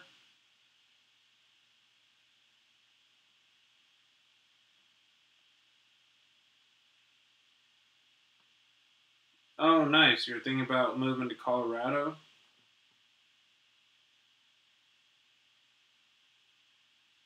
Yeah, I picked up some voices at the Omen House. And actually, I picked one up where it says Red Rum on my latest video at the Stagecoach. And I'll try to find that real quick.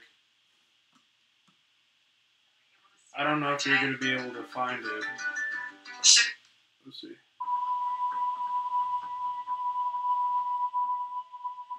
Okay, so it's going to be right here. Listen to this. It'll say Red Rum, watch.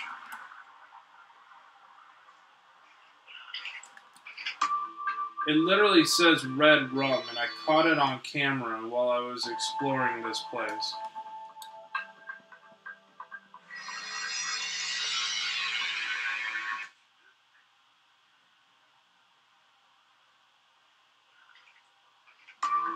How crazy is that? And 2 people were actually murdered at that place. So, I mean, that could make sense of why you hear the words Red Rum. Pretty mysterious and spooky, guys. Let me know what you guys think of that. Because nobody was with me and I wasn't talking. I was just busy on filming. And that could make sense of why you hear I'm doing good. Yeah, that was my latest video. You guys can go watch it. It's pretty spooky. When you all go back to the Omen House, will you and Joe be the only paranormal team going this time? We can't. I mean, it's gonna be probably me, Joe, Cynthia, and Murad if we go back, and possibly Psycho Ghost Trackers. And we would like to get some more people to come join us because you have to fill a certain quota with David to go to his house to do an investigation. But we would be more likely to spend the night there if possible. Hey, thank you for the new person who just subscribed. I really appreciate it.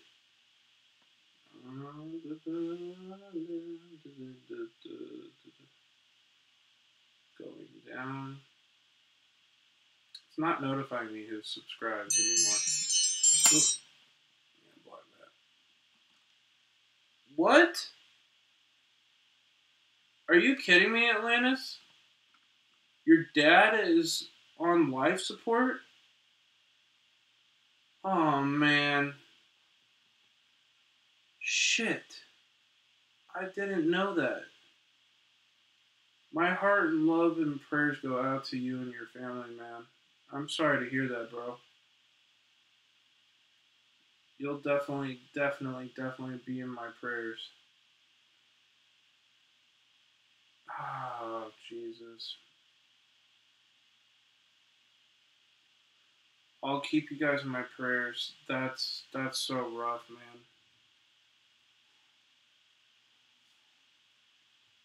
Oh, your dad. Oh, I took it out of context. Oh, Tara. I'm so sorry to hear about that, Tara. Man. Your dad's in my prayers, Tara. I know he's been sick for a while, but you'll definitely be in my prayers. Yeah, nobody should have to go through that. That's so rough. I really hope he pulls through.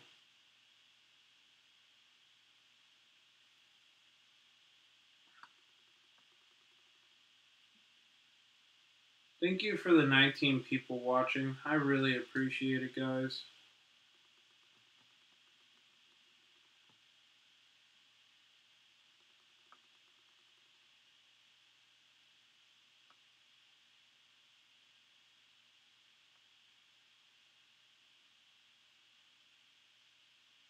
Let's see here. Oh, it's not going to show me that. Okay, cool.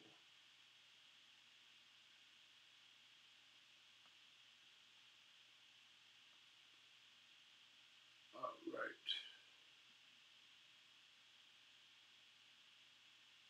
So we're about 180 views for this live stream. So awesome sauce, guys.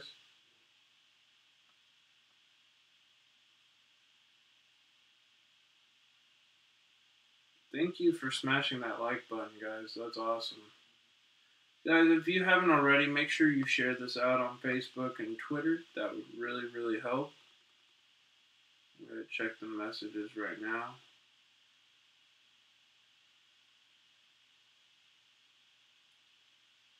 You guys rock with all the notifications and all that. That's so awesome of you. Hey, look who it is. It's Neuro Trigger. What's going on, brother? Hope you're having a great night so far. Thanks so much for joining. Alright, time to do a little Patreon shout out. Thank you, James, for reminding me. Alright. Right now, currently, there are 7 patrons. And I will get to that here in just a second.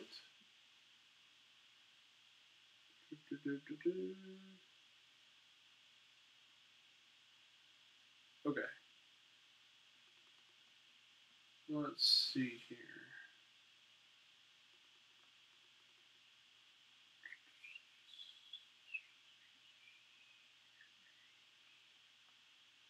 Where can I find this? Okay. So, we have currently 7 patrons on Patreon. We have Creators Alliance Joker. We have Herman the Great, Chris the Ghost Hunter, the Sharpshooter, Jen's Journeys, Broken Angel, and Kim Fitzgerald Rock Fam.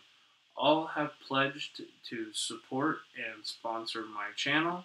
And that money goes to Presence of the Unknown to fund some of our trips.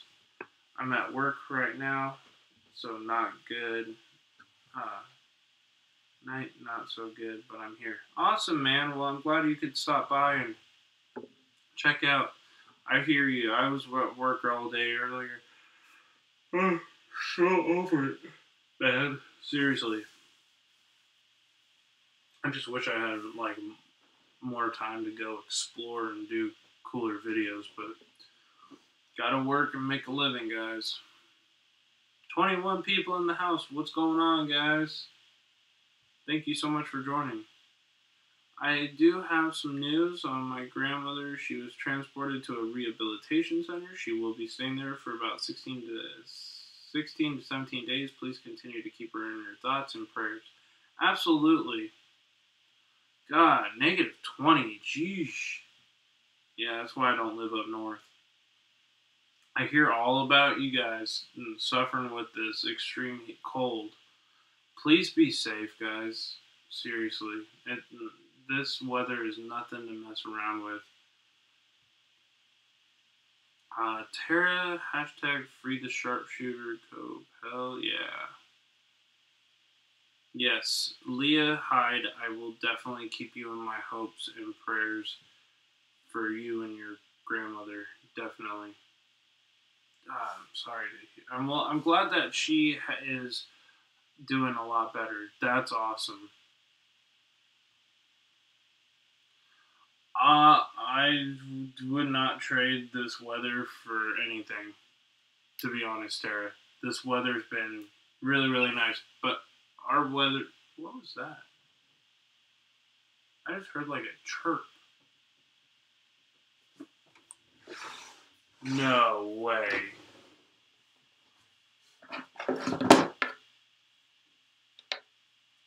What?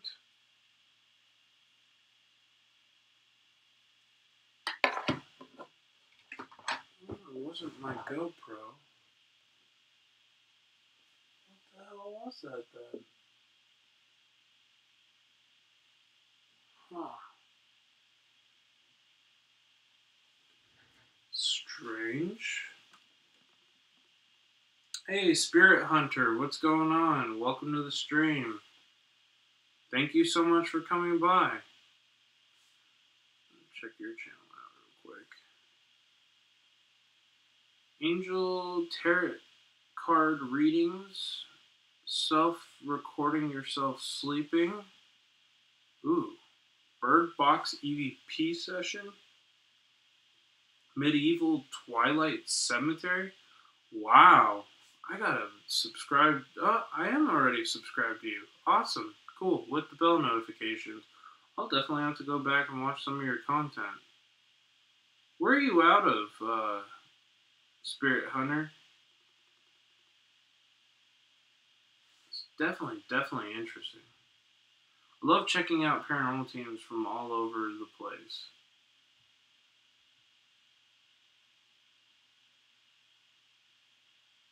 It's 19 degrees here. Yikes. See, 19 isn't super bad, but -20? No joke. The coldest I've ever been is -5 or 6.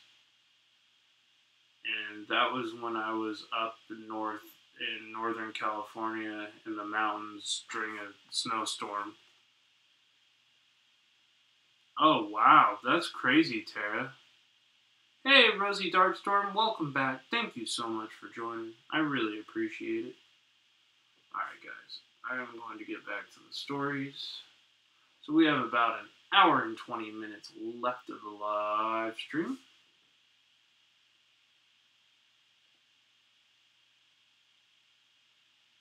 So the next story is called Under the Water. And that title is already giving me the chills. I would like to tell you a story about my best friend. Her name was Marina. She was true friend, and she was always there for me. Whenever I had a problem, Marina was the shoulder to cry on. She was like a sister to me. One night, I had a horrible, terrible argument with my sister and my father. I called Marina, asked her if I could come over. She said that she would not be very happy to see me, so I went over to her house. When she opened the door, I immediately rushed in and started sobbing. She asked me what was wrong. I told her that about the fight I had with my parents. She had to calm me down. She took me into the kitchen to pour me a cup of tea. I drank it. We began to talk. It was late. She asked me to stay overnight. With great pleasure, I accepted her offer. Marina let me sleep in her bed, and she slept on the couch. For a long time, I lay awake thinking about my parents, and all of a sudden I heard Maria cry out, "No, it wasn't me." I jumped out of bed, and I ran out to the living room. When I got there, I saw Marina was thrashing back and forth on the floor, clutching her neck with both hands, and again she said, "It wasn't me, it wasn't me." I ran back and began to slap her face. Marina opened her eyes and stared at me. She had a look of terror on her face. I asked her what had happened, and she said one thing. I asked her what had happened, and the only thing she would say was, "He came again." I put her down. There goes that damn sound again. It sounds like the fire alarms are going. The fire sensors are going off. But I just replaced all the batteries. Huh. That's not my GoPro. That is strange.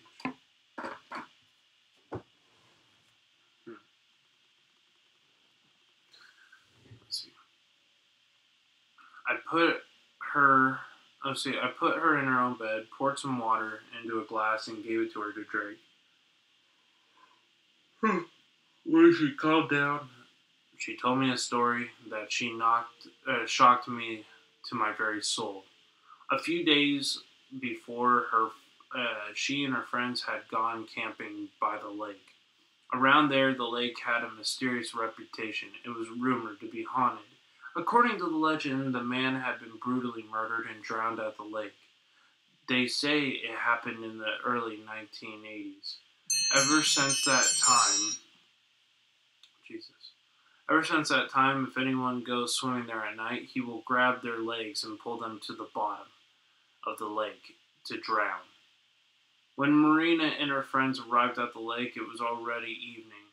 By the time they pitched their tents and built the fire, it was already dark. The night was hot, and so Maria decided to plunge into the lake, ready to go for a swim. She took off her clothes and dived in naked. The water felt so good, and then all of a sudden she felt like something grabbed her legs and started to push her down.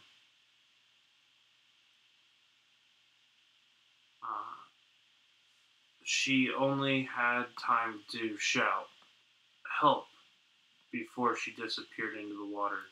She said that she was flailing around in the murky depths. I'm going to turn off that ringer. I have no fingernails. Okay, there we go. She said that when she was flailing around in the murky depths trying to free herself, she opened her eyes and saw something that terrified her. It was the rotten face of a dead man. She had remembered him whispered, "Did you kill me?" Marina said she blacked out, and when she woke up, she was on the bank. One of her guy friends had saved her.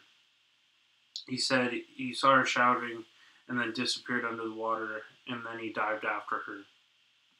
His quick reaction saved her life. She told everybody what had happened in the water, but nobody believed her. And when he told her that she must be hallucinating when she was drowning, I don't know whether I believed it or not, her story myself, but I could tell by the look on her face that she believed it. There's a time that I start yawning a lot because I'm tired. She begged me to come back to see her the next evening. I was so afraid to be at home alone at night. She needed to have somebody with her and rescue her from her clutches from this vile creature. I promised that I would come back the next night. We spent the night together in her bed in the morning, and I got up and took a shower and went home. The next evening, I was getting ready to go to Marina's house. My mother told me to clean my room, and that if I was asked to babysit my little brother for a couple of hours while she was out. I agreed. I warned her that I could only stay for 2 hours. She got dressed and left. I called Marina and said if I would see her in 2 hours. She said she would wait for me. 2 hours later, my mother still had not come home, starting to get nervous. Another hour passed and nobody came. I took out a book and began to read it my brother at bedtime. A half an hour went by and we both fell asleep.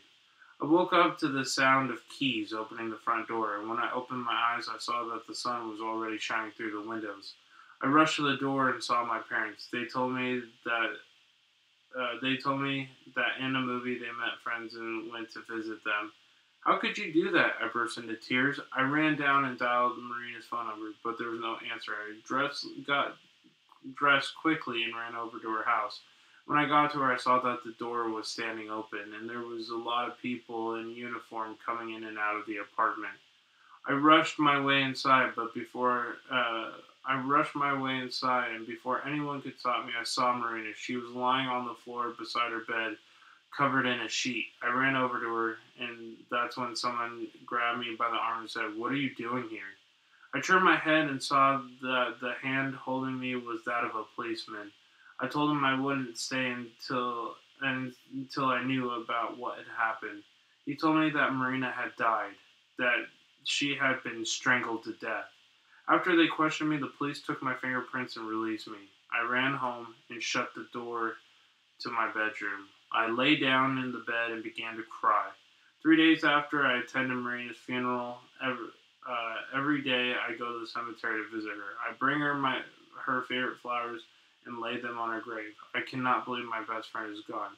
The strangest thing is that when I found out from her mother, she said Marina wasn't strangled at all. The police did an autopsy and found 4 liters of water in her lungs. Somehow, she was sleeping and suddenly drowned in her bed. She had died a horrific and painful death. So what did you guys think of that story? That was pretty spooky. Oh, hey, Ghost Mafia's in the house. Oh, man. Yeah, I know. I had a triple shot earlier today and then another cup of coffee before I came on, and apparently I'm more tired than I thought I was. Yeah, I know. I should have grabbed some more green tea. Y'all are funny. I know, I should be more awake, but I'm trying my best.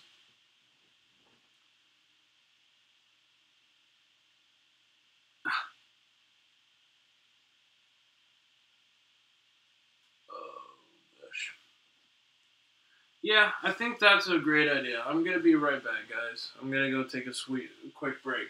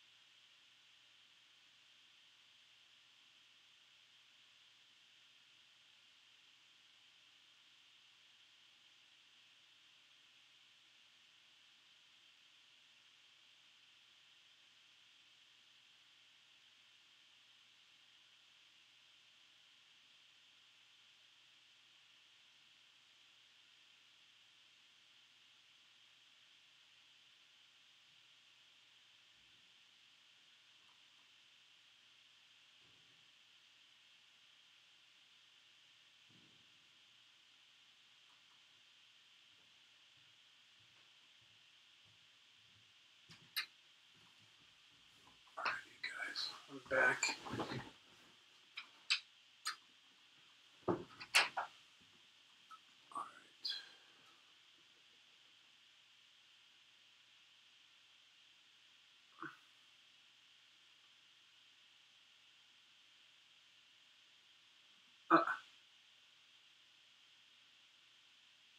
Yeah, it's late. Yeah, it's been pretty quiet on the EMF reader in my house tonight, which is kind of strange. Spirits are... Here, let's see here. Let me try to do it.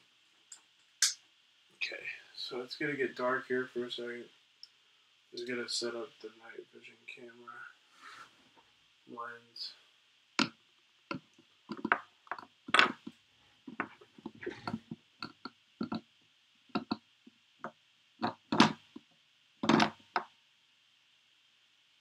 Ooh, more spooky.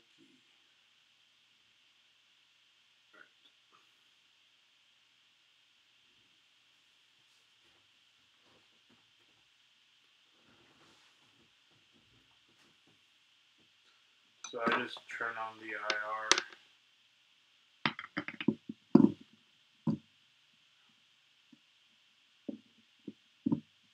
I'm not going to sleep yet. It's going to be tough to set this up.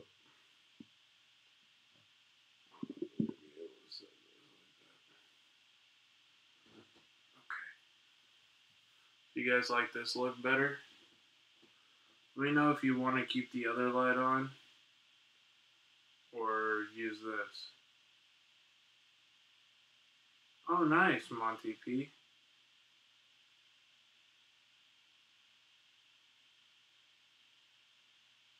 Oh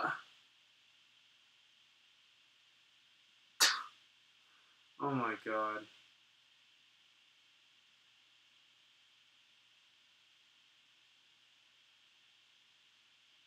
I'm not gonna fall asleep.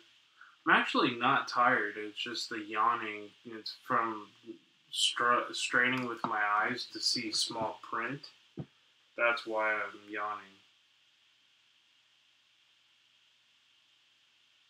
Oh, bugger, he's back.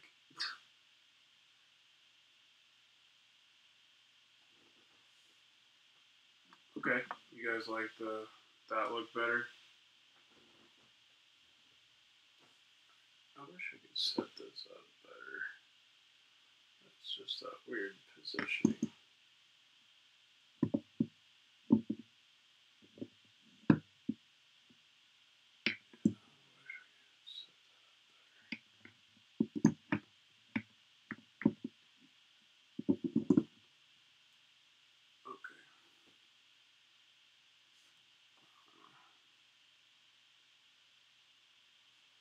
Yeah, I've been meaning to get an eye test for a very long time.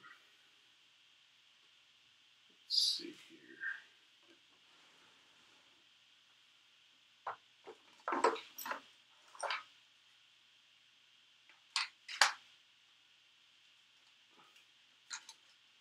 gonna try to position this maybe, where I can mount this to this thing, but I'm not sure if it's going to work.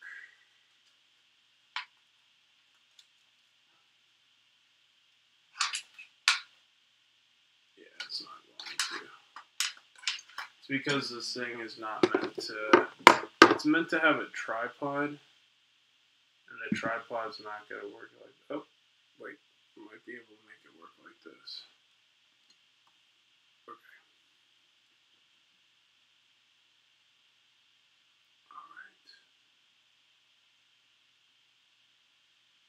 Alright, guys. Let's try this out. Okay, next story. Yeah, the print is very, very small, so it makes me strain on my eyes a little bit. Because I'm reading off an iPhone, so I mean, the screen is only so big, even though this is the biggest iPhone that they make. Okay, this one is called The Unborn Baby. There was a girl named Ella who was interested in the paranormal. Her and her friends would get together each day after school and play with the Ouija board. They said would soon spend all time contacting spirits. It was just something to do to pass the time. They asked all kind of questions, but did not take it seriously at all. Until they contacted one particular spirit.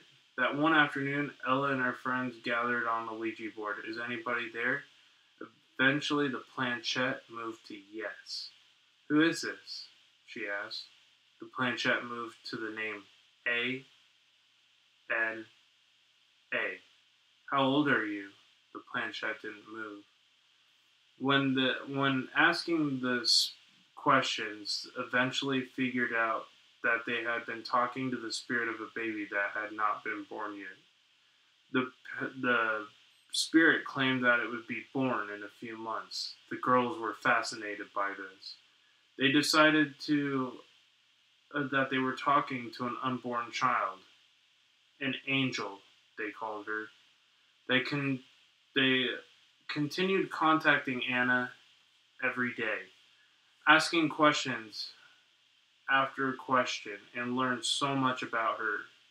She revealed the names of her future parents, the hospital where she would be born, and the date that she was going to be born. And suddenly one afternoon, they couldn't contact her anymore. Anna, are you there? They kept asking, but there was no answer. Then one day, they came when Anna told them that she had been born. They gathered around the Ouija board and asked, Anna, are you there? The planchette slowly moved to yes. The girls were so excited they could barely contain themselves. They asked what had happened to her, where she had been. The answer left them shivering. I was punished. Worried, Ella was quick to ask why. Telling you things. At this point, with tears in her eyes, one of Ella's friends asked what happened. What was the punishment? The planchette began to move again. I will not be born. No one could speak. No one could move. The planchette moved slowly across the board and spelled out, do not play. The girls were crying. They kept contacting Anna again and again, but she wasn't there anymore. The next day, they went to the hospital where she was supposed to be born and asked the nurse about the mother.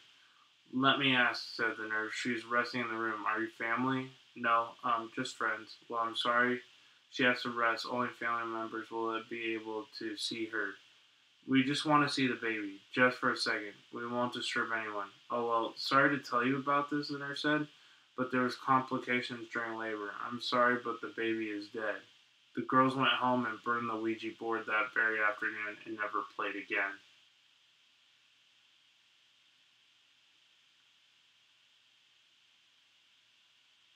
Hey, Alicia Parrish Rock fam's in the house. How you doing, Alicia? Much love. Hey, Margie Van Ouija. Or Weehee. I hope I said that correct. I'm sorry about that. But how you doing, Margie? So awesome that all of you have taken the time to watch this. I do appreciate all the love and support. Y'all are such great, great people. Seriously. I love you guys so much. You guys rock.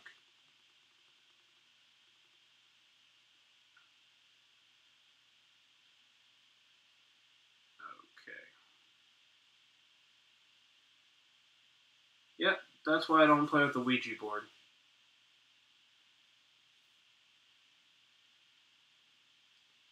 Because you never know what you're really talking to. I mean, that kind of goes for a spirit box, too. Okay, this one's called The Pet Cat. A few months ago, my parents moved into a small village, and I had to attend a new school. The house next door was owned by two crazy old women who spent their day all alone, sitting on a bench in front of their house and muttering to herself under her breath. One day I was walking by, I noticed that she had been petting something that was sitting in her lap. I thought it was a cat, but when I took a closer look, I realized that nothing was there. She was just holding her hand above her knees and stroking the air. Perhaps a pet or a dog once, I thought, and it had died and in her distorted mind she thinks it's still there. I felt sorry for the woman, and I sighed and continued on my way. Then one night I was sleeping soundly in my bed. A strange thing happened. I woke up to feel something hairy laying by my side. I gave a fright and jumped out of bed, and then I noticed a shadow moving in the corner of my eye. It went across the floor and out the door.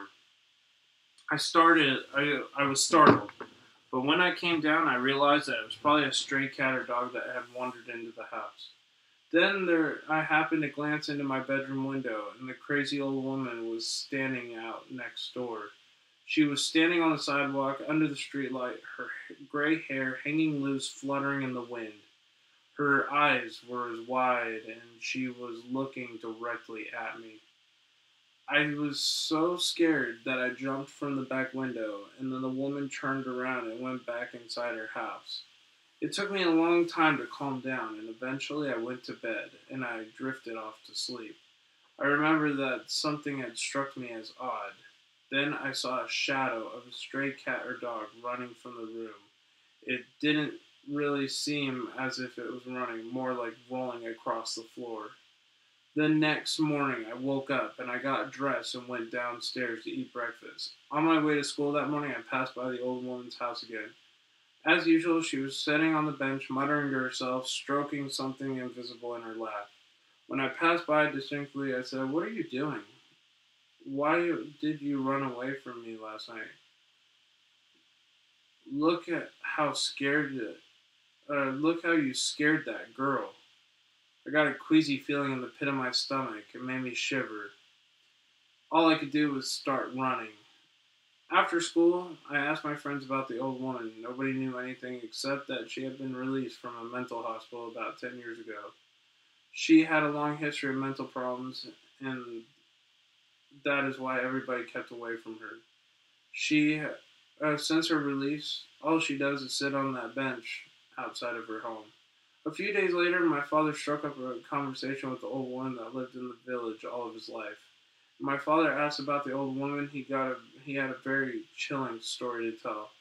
She said that the old woman had spent 30 years of her life in a mental institution. When she was young, she had been married and she had a husband living in the same house. According to him, she suspected that her husband was cheating on her, but he always denied it. And then one night, she caught him with another woman. She hacked him to death with an axe and cut off his head.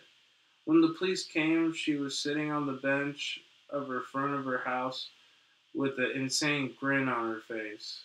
The severed head of her husband was in her lap, and she was talking to it and stroking it gently. Wow.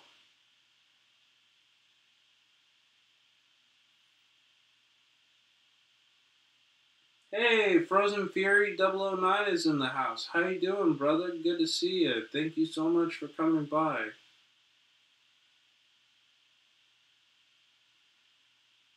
Yeah, that story is whack.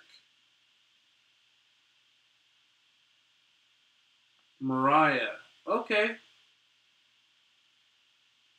Okay. Mariah. So sorry I mispronounced your name. I'm so sorry. Yeah, that story's creepy. That's for sure.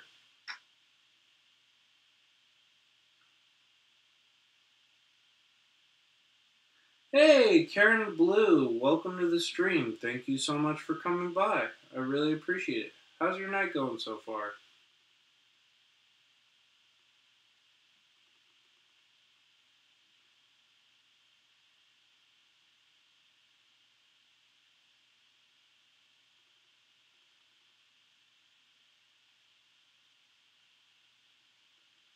right now we are we're a little over 200 views on this live stream so far, so I really appreciate that, guys.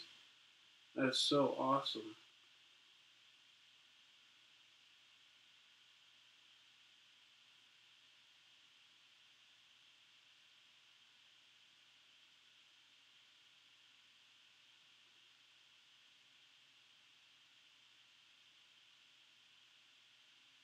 You have a cool, creepy voice. I love it. It's okay.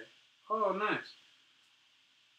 Doing good. Glad to be here. Hope you're well. Yeah, I'm doing good, man. I came off of work and decided to hang out with you guys and do this uh, really cool live stream. I love doing it so much that I've actually done 21 episodes of this show now, which is really, really cool. So, let's see here. So I hope y'all are enjoying it for sure. Make sure you go check out my other channel, Presence of the Unknown. That is my Paranormal Teams channel. There's 24 people in the chat, and I know not everybody here is subscribed to Presence of the Unknown. I know a good deal of you guys are.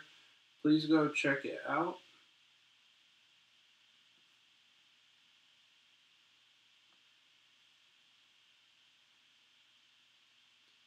Awesome.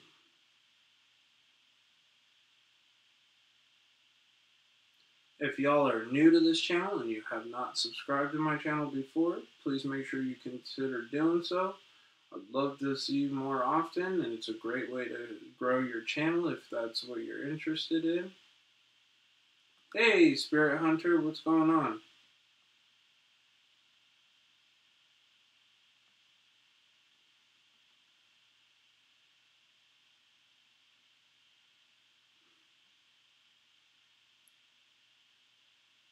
Gonna do it now. Okay.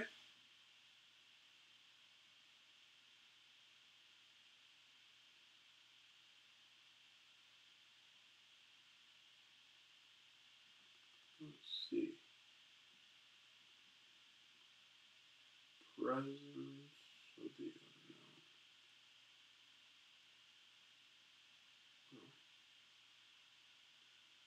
Alright, so 23 people in the chat. Can't believe that. It's almost 2 a.m. here. Alright, this story is called The Suspension Bridge. Left Behind is a creepy old story about a woman who was that was nagging that she had forgotten something and she couldn't remember what it was. Oh my gosh. Hold on. The chat just went crazy there for a second. Okay.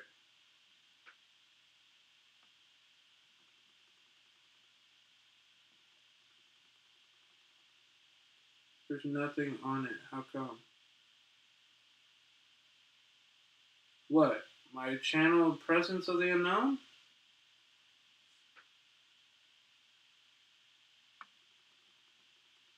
There's a ton of stuff on that channel. We have all of our latest live streams and all that.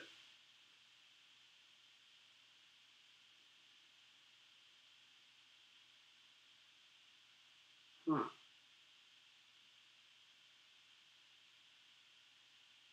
Make sure that link is working. Yeah, the link is working. There's a ton of content on there. Hey, I didn't know that. Happy birthday to your son. That's awesome, Spirit Hunter.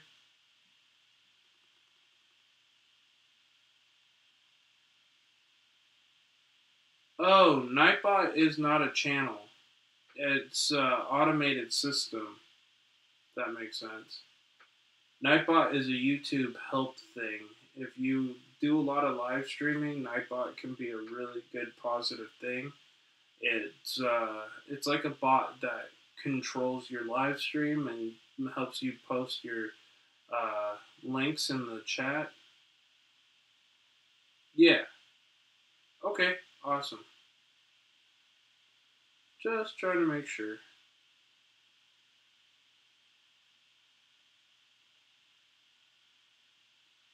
Oh, nice. He's 4 years old. My son is going to be. Jeez. He was born at 13. God, is my son going to be 6 years old this year? No way. No, that makes sense. What? My son Orion is going to be 6 this year. Holy shit, I feel old. Wow.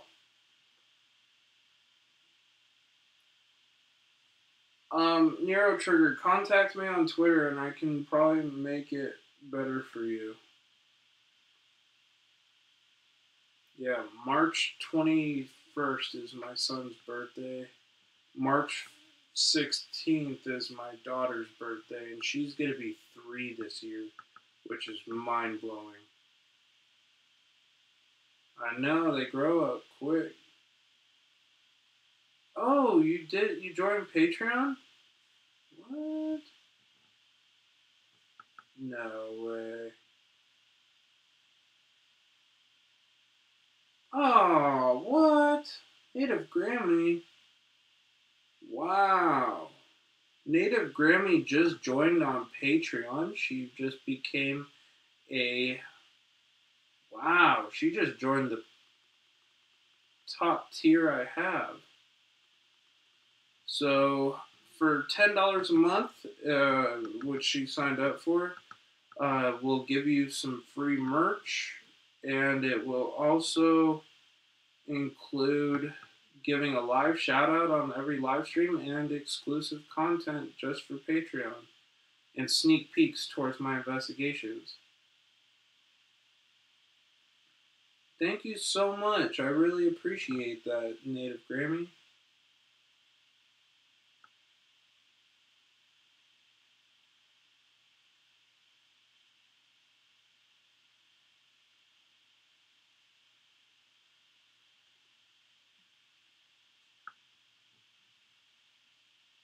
Hey, look, it's my buddy Aerial Views and Histories UK. What's going on, brother? How you doing? Yeah, welcome to the Patreon Club. Awesome, guys. Love my patrons. I really appreciate it, guys. I gotta update it some more again with some of the content from Presence of the Unknown and some other stuff. So I will be doing some pretty cool videos coming up here soon. So you don't want to miss out on that for sure. Can I post? Oh, I can post. Cool.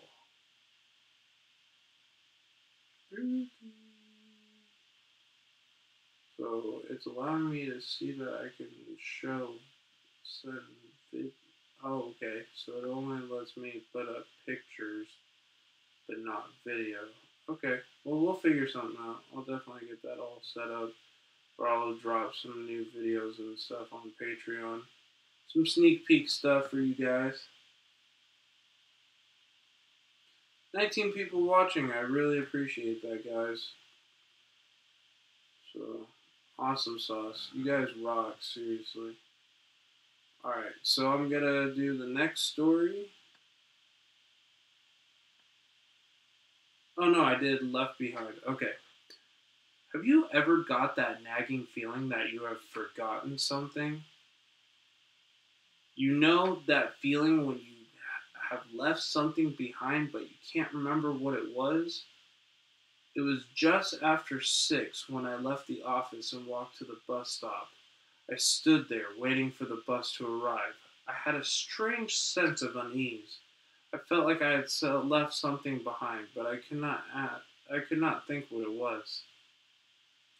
Maybe it was nothing. I tried to assure myself, but something was nagging at me. I felt like I was going back, had to go back and check, but I was too tired. I just wanted to go home. More and more, I felt like I had left something behind in the office. The farther the bus carried me from the office, the more I became of it, and the more certain I became of it. I went over the day in my mind. I thought about my creepy boss staring at me all day, thought about my secretaries gossiping about how much he had a crush on me. I thought about the letters that he told me to post. Had I forgot them? Of course not. I thought of all the meetings I had to schedule. Had I scheduled them? Of course. I racked my brain for some clue that I had forgotten. I told myself that I felt better when I got home, and the uneasy feeling wouldn't have left me. Sorry, that uneasy feeling wouldn't let me leave, or wouldn't leave me. There we go. That uneasy feeling wouldn't leave me. I got off my bus at an unusual stop. But when I came to the lane that led to my house, I finally gave in. It was no use. The nagging feeling all night. I had to go back to the office and see what I overlooked. I tried, as tired as I was, I went back to the bus stop and back to the office. I just finished doing, I'm sorry, I was just doing this to put my mind at ease. I got off the bus and I heard the clock strike 7. I walked up the street to the office and turned the key to the door. Quickly ran up the stairs, and when I opened the office, I suddenly stopped in my tracks. To my horror, I had realized what I had forgotten. It was me. My body was laying strangled on the floor. Woo. That was spooky. So she had been murdered in her office. That's what she was forgetting.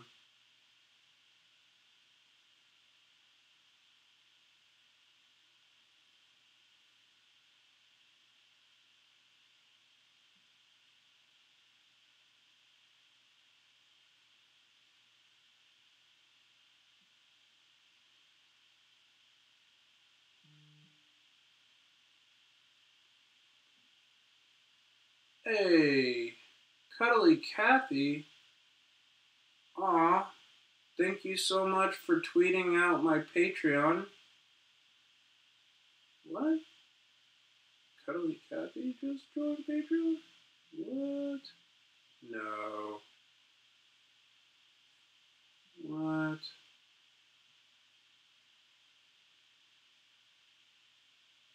Wow, Cuddly Kathy just joined Patreon. Holy smokes, that is awesome, you guys. That is so cool. So I got 2 new patrons tonight. Holy smokes, that is awesome.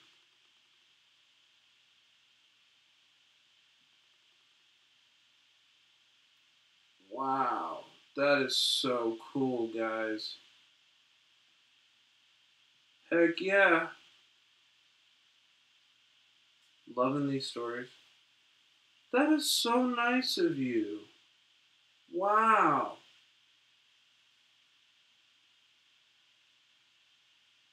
He isn't he. Oh. Aw, that's so sweet of you, Cuddly Kathy. I really appreciate it. So, guys, we have. How many patrons do we have now? We have 9. Wow, that's awesome. So, $61 a month is what we're totaled out of. And when I reach $100 per month, I will start doing a special podcast series on YouTube where I interview one of my patrons every month. So that is super cool, guys. I can't wait for that. That's going to be super cool. Whoa. Ah. Ah. Sorry, guys. I haven't had this in a long time. But I felt like my whole both of my ears just like it felt like a grenade just went off by my head. my ears just started ringing really loud, and I couldn't hear anything for a second. So, sorry, just give me a second, guys.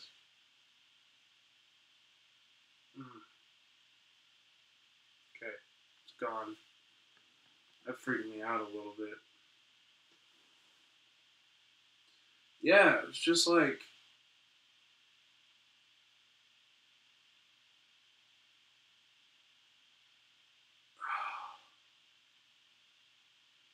it just felt like my ears like depressurized and my ears started ringing. Did my meter go off at all?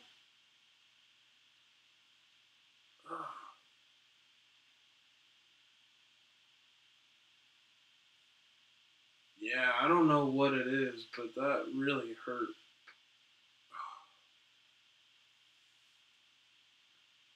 Oh, no problem.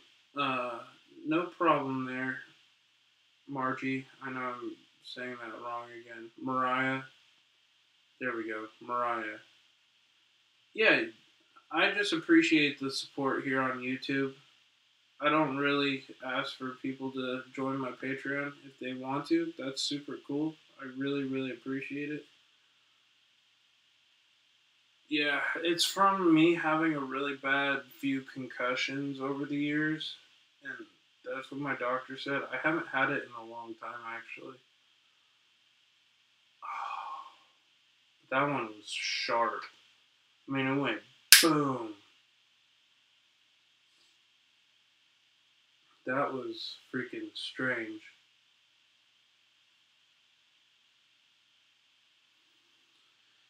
Anyway,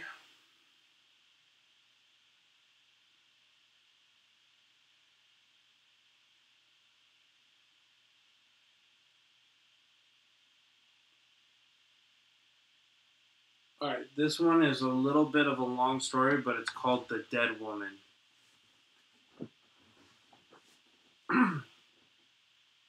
Many years ago, I rented a house in the countryside. My neighbors were a married couple named Lisa and Michael.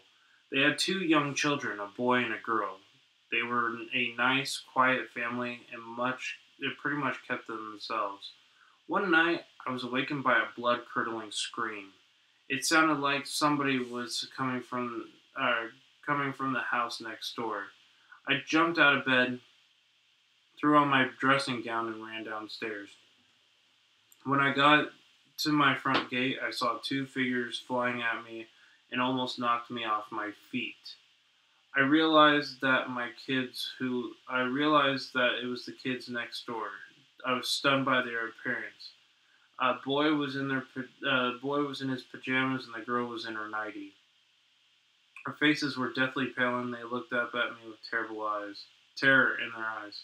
Both kids held on to me and began to cry. Their mother came rushing towards us, and I could see that she was terrified as well. What happened? I heard the screams.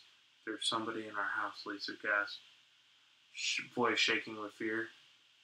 I heard somebody in the kitchen. I was too afraid to check. I heard somebody climbing the stairs, and I heard the door to my children's bed opening. And I heard my daughter screaming. It was terrible. I got the kids and we ran out. Did you see who it was? I asked. No, she replied. The children ran out of that bedroom. I didn't dare to check it. Please help us. We need to call the police. I looked at the children, still trembling with fear. Where's their father? I asked. He's working the night shift. I told them to go into the house and call the police. She thanked me. The children took her children by the hand and ran into the house.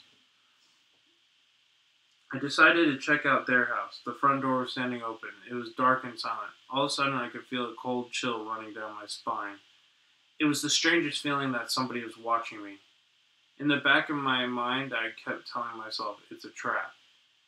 Don't know what came over me, but at that moment I was very scared. Scared of the unknown. Scared that something might be lurking in that darkened house. Pull yourself together, I mustered. You're not a child anymore. I started walking up to the garden path, then I saw something that made me stop in my tracks. Click! One of the upstairs windows, the light suddenly came on. The house was supposed to be empty. I just looked up at the lighted window. I didn't see anything, just curtains blowing in the breeze. There was something. A little voice in my head whispered, and it's not afraid of being found. In fact, it wants you to find it. I tried to tell myself I was just being silly. How stupid I was for an adult man to be afraid to go into a house because he's scared of ghosts. In fact, if it is a thief, I thought to myself, then why would he switch on the lights? Click, the light went off. What the hell? I thought. I took a few steps backward. I still didn't see anything in the darkness, but I felt the goosebumps rising on my skin. Click, the lights turned on again. When I looked to the window, my heart skipped a beat. There was a darkened figure. It was a woman. Her skin was taut and shriveled, and her hair was long and unkempt. She looked like a corpse, staring down at me with her hollow eye sockets. And she smiled, a dead smile. Click, the lights went out. When I turned back to my house, I got ready. When I turned back to my house, I got to the front door. I banged until the little lady let me in. She looked at me with a mixture of fear.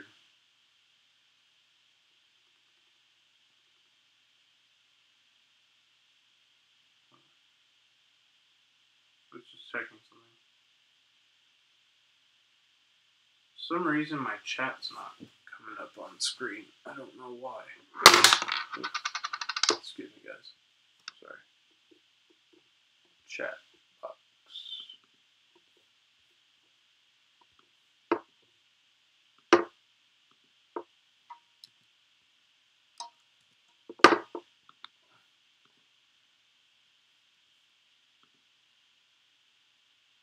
That's strange.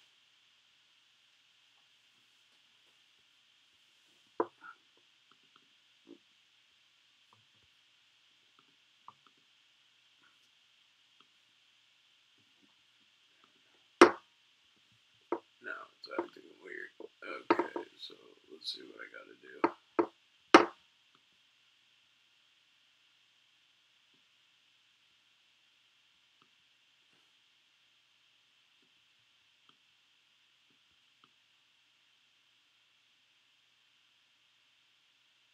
There we go. I don't know what happened, but it had a weird thing. Let me go into the thing real quick. Yeah, I'm doing okay. I just had a weird thing with my ears. It sounded like a grenade went off briefly by my ear, and my ears just started pulsating and ringing, and kind of freaked me out, but otherwise I'm fine. Alright. Okay. So I ran back into my own house. I got through the front door and I banged on it until the neighbor lady let me in. She looked at me with a mixture of fear and anxiety. My face was pale and my eyes were frightened, and the children began to cry again. Water, I panted. I need water. Lisa grabbed me a glass of it and handed it to me. I downed it with one big gulp. My heart was still pounding. I broke into a cold sweat. I was afraid that I was about to have a heart attack. Did you call the police? I asked, trying to pull myself together. They're on their way, she said. Did you check the house?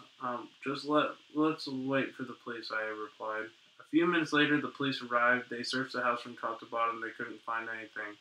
There was nothing there at all. The police questioned the neighbors, but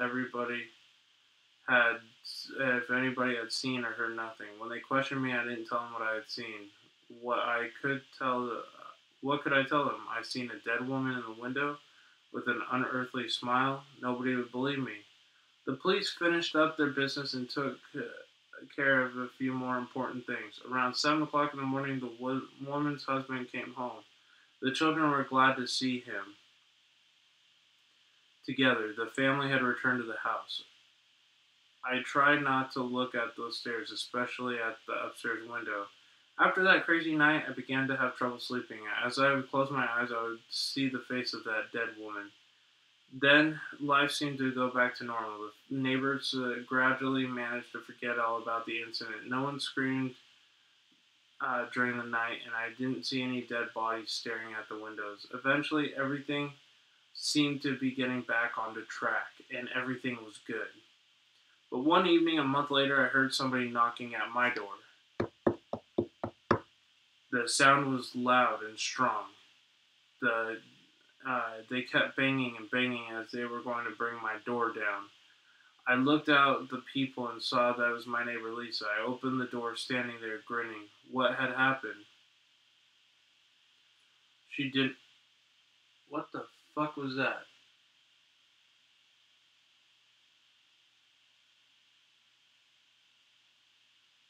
Sounded like something with one of my lights just like that was weird. I have that light switched off, and it sounded like it was trying to switch on.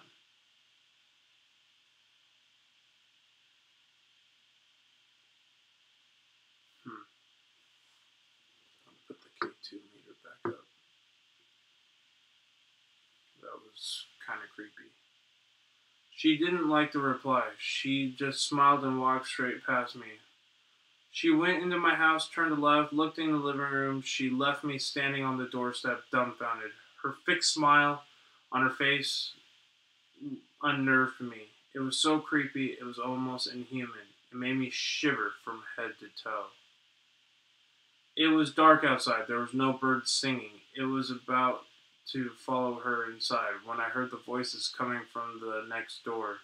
When I glanced over at the fence, the neighbor's children were playing in the front yard.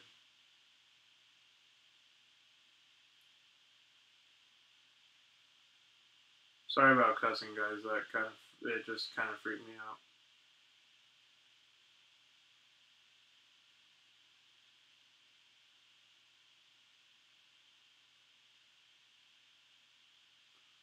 Um, then I froze. I could not believe what I was seeing. Lisa was there, standing.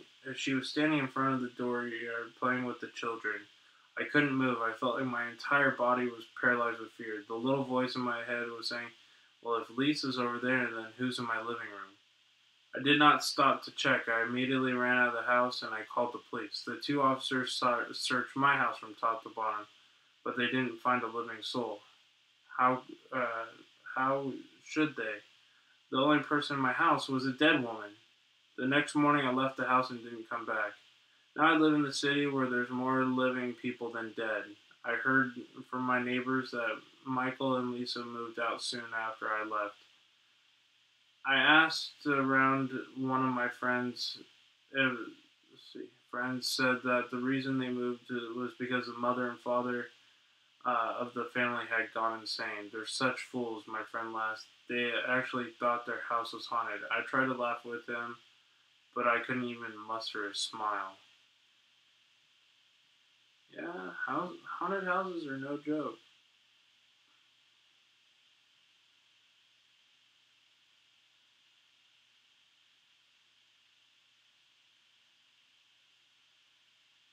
Yeah, my chat's like absolutely not working. I don't understand what's going on.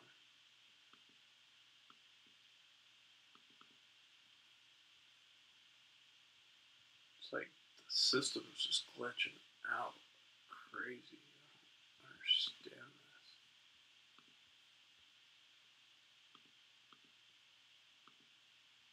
Okay, let's see if I reset it.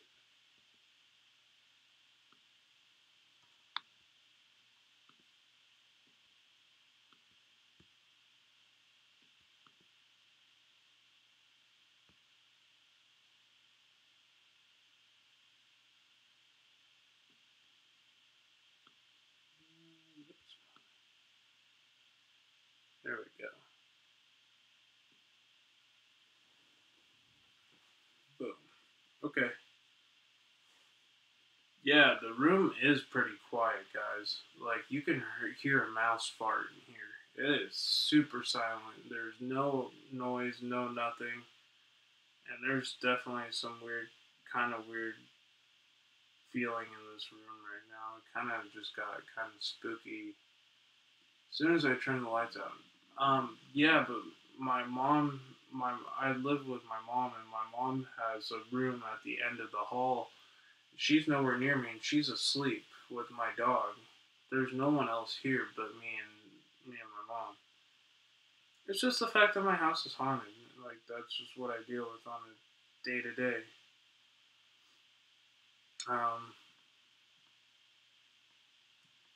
Trying to just check up on social media. Wow, sharpshooter! I didn't know you just hit 1,200 subscribers. That's awesome, bro. Congratulations.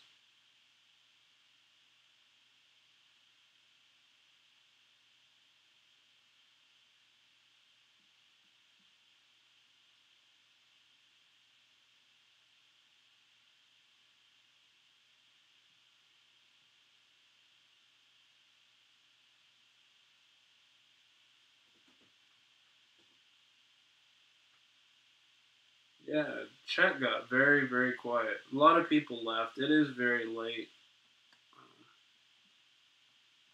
You guys want to hear a few more stories, or are you guys good? I'm getting a little tired. Chat kind of, people kind of died out, so I was going to say, won't you wake up your mom from knocking? No, my mom doesn't actually wake up to this. Like, she's like, oh, I didn't even hear that.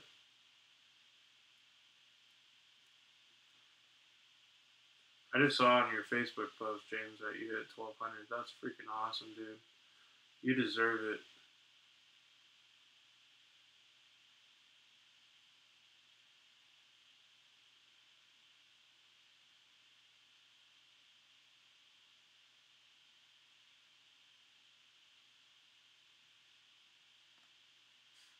Sorry, I'm just checking updates here, guys.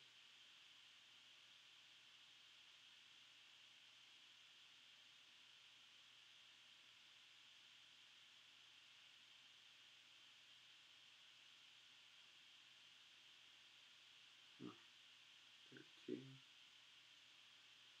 Alright.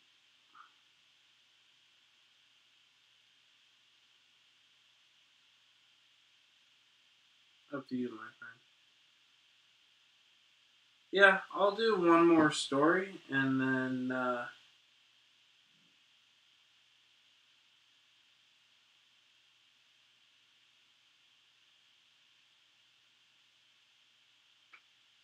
don't know what that sound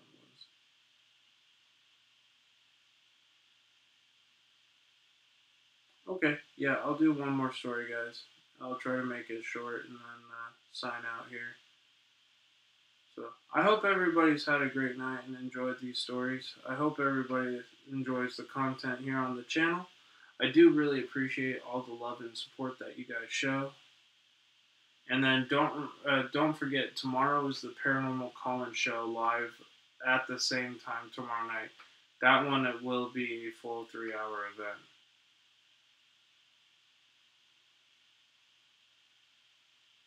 Nice, awesome, Cuddly. That's super cool.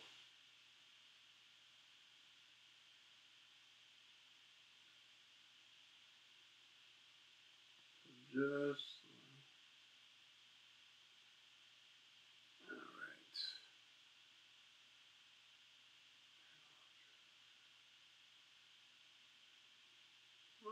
What happened to my thing? Huh.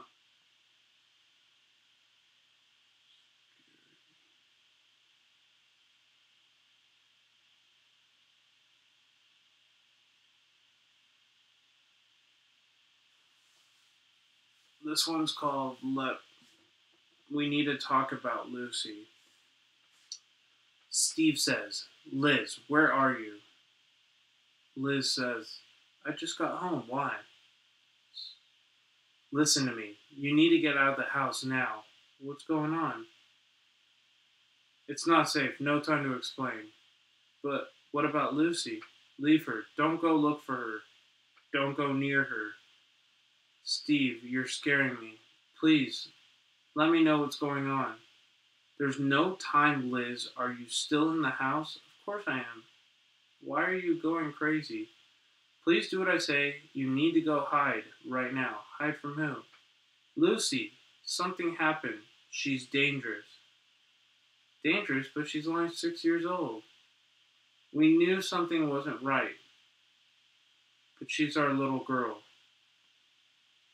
We don't know where she came from. We don't know anything about her. I know this past year's been hard. Liz, she killed our dog. It was an accident. Really? You believe it was an accident? I believe Lucy. The woman at the orphanage was acting strange that day. You must have noticed that at least. Yeah, I guess. I don't know, Steve. Liz, you need to get out of the house. Stop texting me. You need to leave now. I don't understand. Where's Lucy? She's there with you, somewhere in the house. The babysitter called me. She said Lucy's eyes looked funny this morning. Funny how?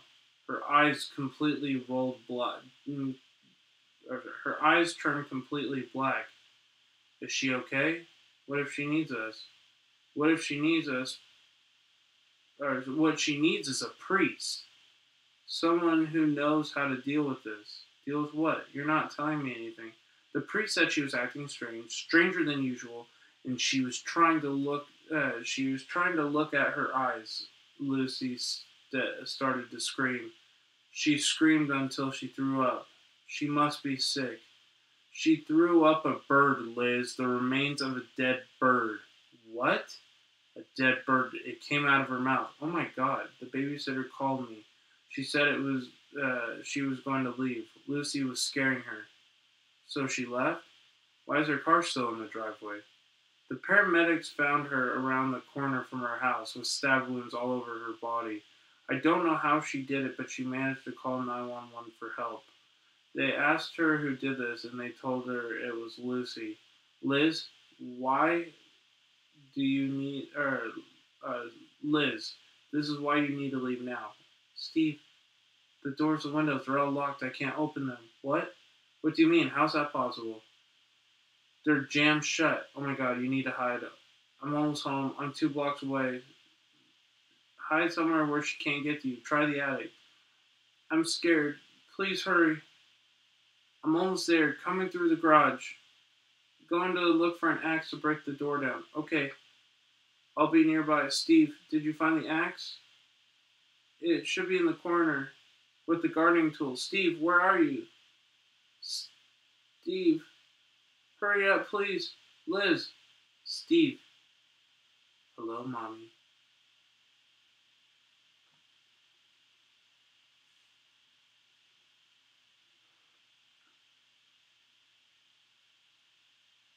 Really? Nobody else is live right now?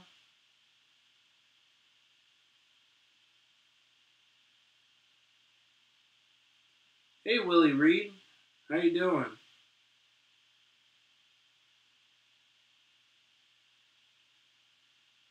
Yeah, I got the IR camera.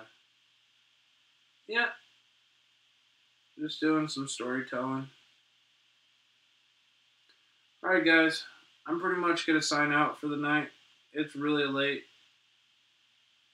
I started kind of late. I started a little early, and but yeah.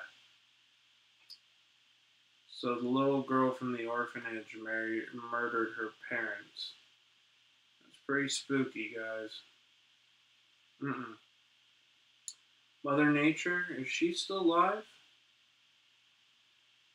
I can see who's live right now. Might do a quick raid just to say hi to somebody. Help support another channel. Let's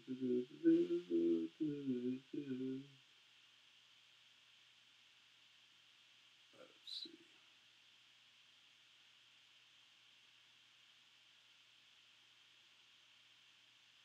Guess Mother Nature's offline. Who is live right now?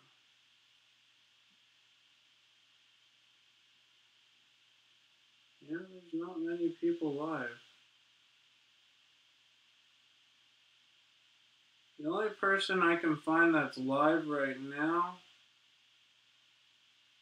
is Michael Malloy and Humanity. So I think I'm gonna go send some people over to Humanity. He's only got one person watching his stream right now. So I'll get his link right now, and then you guys can go over there, say hi. And he's doing some gaming right now, some scary horror type gaming. He's got an awesome channel, guys. You should definitely check him out. So there it is, guys. Go into Humanity's live stream and type in HSFL or HSFL raid.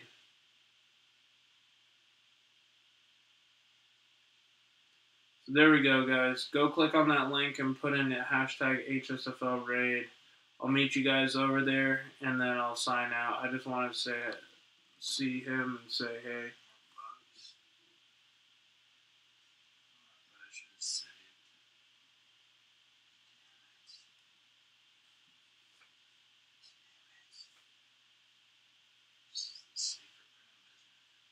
That game's creepy as hell.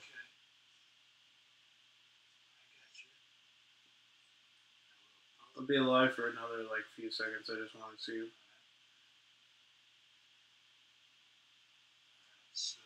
Guys, make sure you go support Humanity's channel.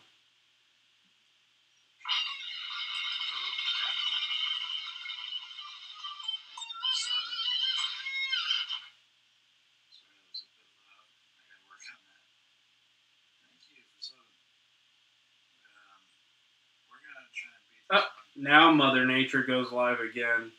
But anyway.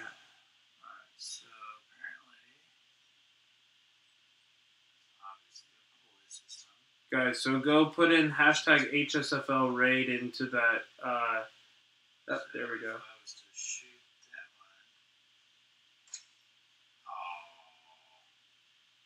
Just trying to get my buddy Humanity some views. He's actually got some paranormal stuff going on in his life right now, too. Definitely go make sure you go check it out. He does talk about some of the paranormal stuff he's been through. He's been on this show a few times.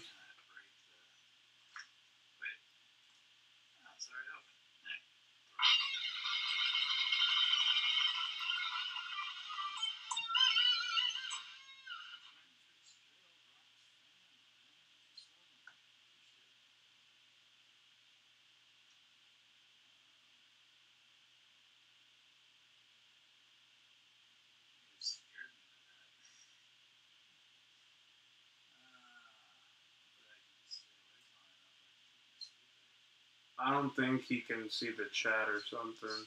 But anyway, thank you guys for supporting him. If you haven't already, please keep watching. Please keep making sure that you are supporting my buddy Humanity.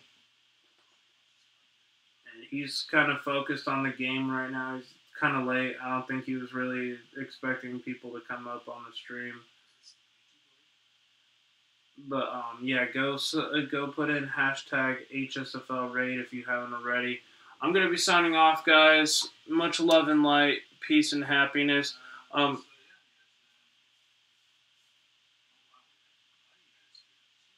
Mother Nature is live too, so make sure you go support her. All right, take care, and remember everybody to keep it spooky, my friends.